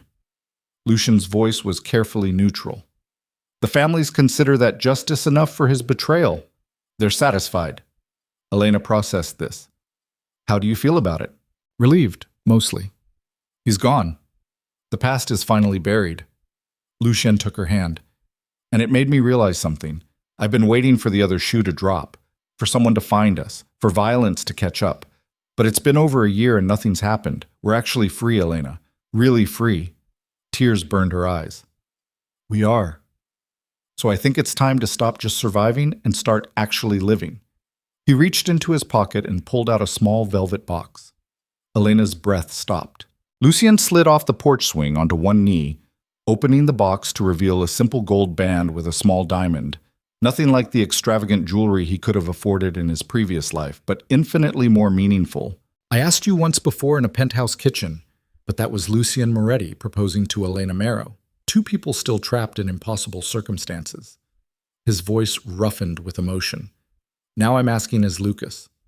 Just a man who loves you more than anything, who wants to build a real life with you, who promises to be honest, patient, and present every single day we have left. Will you marry me? Elena was crying openly now. Yes. God, yes. He slid the ring onto her finger and pulled her into a kiss that tasted like salt water and relief and hope, finally allowed to breathe. When they broke apart, both were laughing through tears. We should probably tell people our real names at some point, Elena said between hiccuping giggles. Maybe after we're married. Less complicated that way. Lucien pulled her close. Besides, I'm starting to like being Lucas Morrison. He's a good man, better than Lucien Moretti ever was. Don't say that. Elena touched his face. Lucien Moretti protected communities and sacrificed everything to save me. He was flawed and dangerous and violent, but he was also brave and loyal and capable of extraordinary love. I wouldn't want Lucas without the parts of Lucien that made him. Lucien stared at her like she'd performed miracles. How did I get this lucky? You walked into a coffee shop and didn't run when you realized I was a disaster. You wore an oversized hoodie and still somehow were the most beautiful person I'd ever seen. They sat together watching stars appear over the ocean. Two people who'd survived impossible darkness finally finding peace. They married 3 months later in a small ceremony on the beach. No family. No extravagant celebration. Just them, a local officiant, and 2 witnesses pulled from the library staff. Elena wore a simple white dress she bought off the rack. Lucien wore a suit from the department store. It was the opposite of the elaborate wedding they could have had in their previous lives. It was perfect. Afterward, they hosted a casual reception at their house. Burgers on the grill, beer in coolers, neighbors mingling in the yard. Normal people celebrating a normal marriage.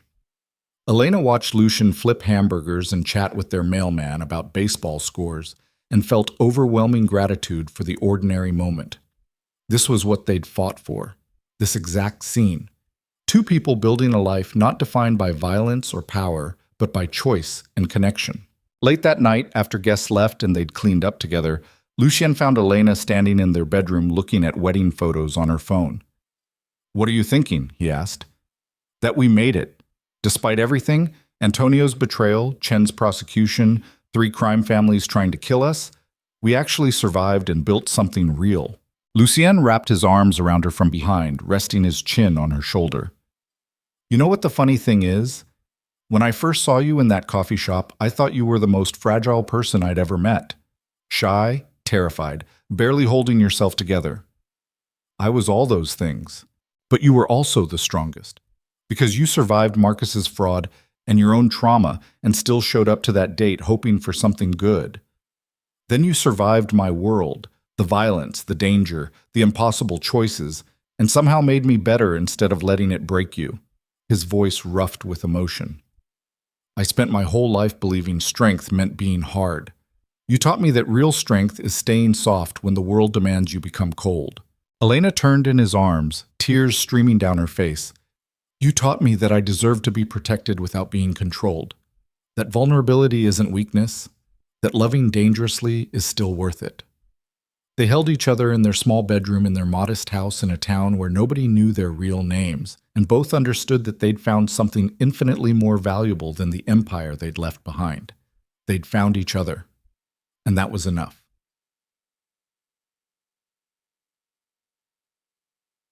Five years later, Elena stood in the kitchen of their house making tea while rain hammered against the windows. The sound reminded her of that first coffee shop, the smell of burnt espresso, the way Lucien had walked in like he owned the world. The terrifying moment she'd realized her blind date was the most dangerous man in the city. So much had changed since then. Lucien ran the local youth center now, turning it from struggling community program to thriving hub for at-risk kids. Elena had become head librarian, expanding programs to support families throughout the region. They'd built a life measured not in power or money, but in people helped, lives touched, differences made. Some nights, Lucien still woke from nightmares about the violence he'd committed and witnessed. Some days, Elena still felt anxiety attacks from trauma that never fully healed.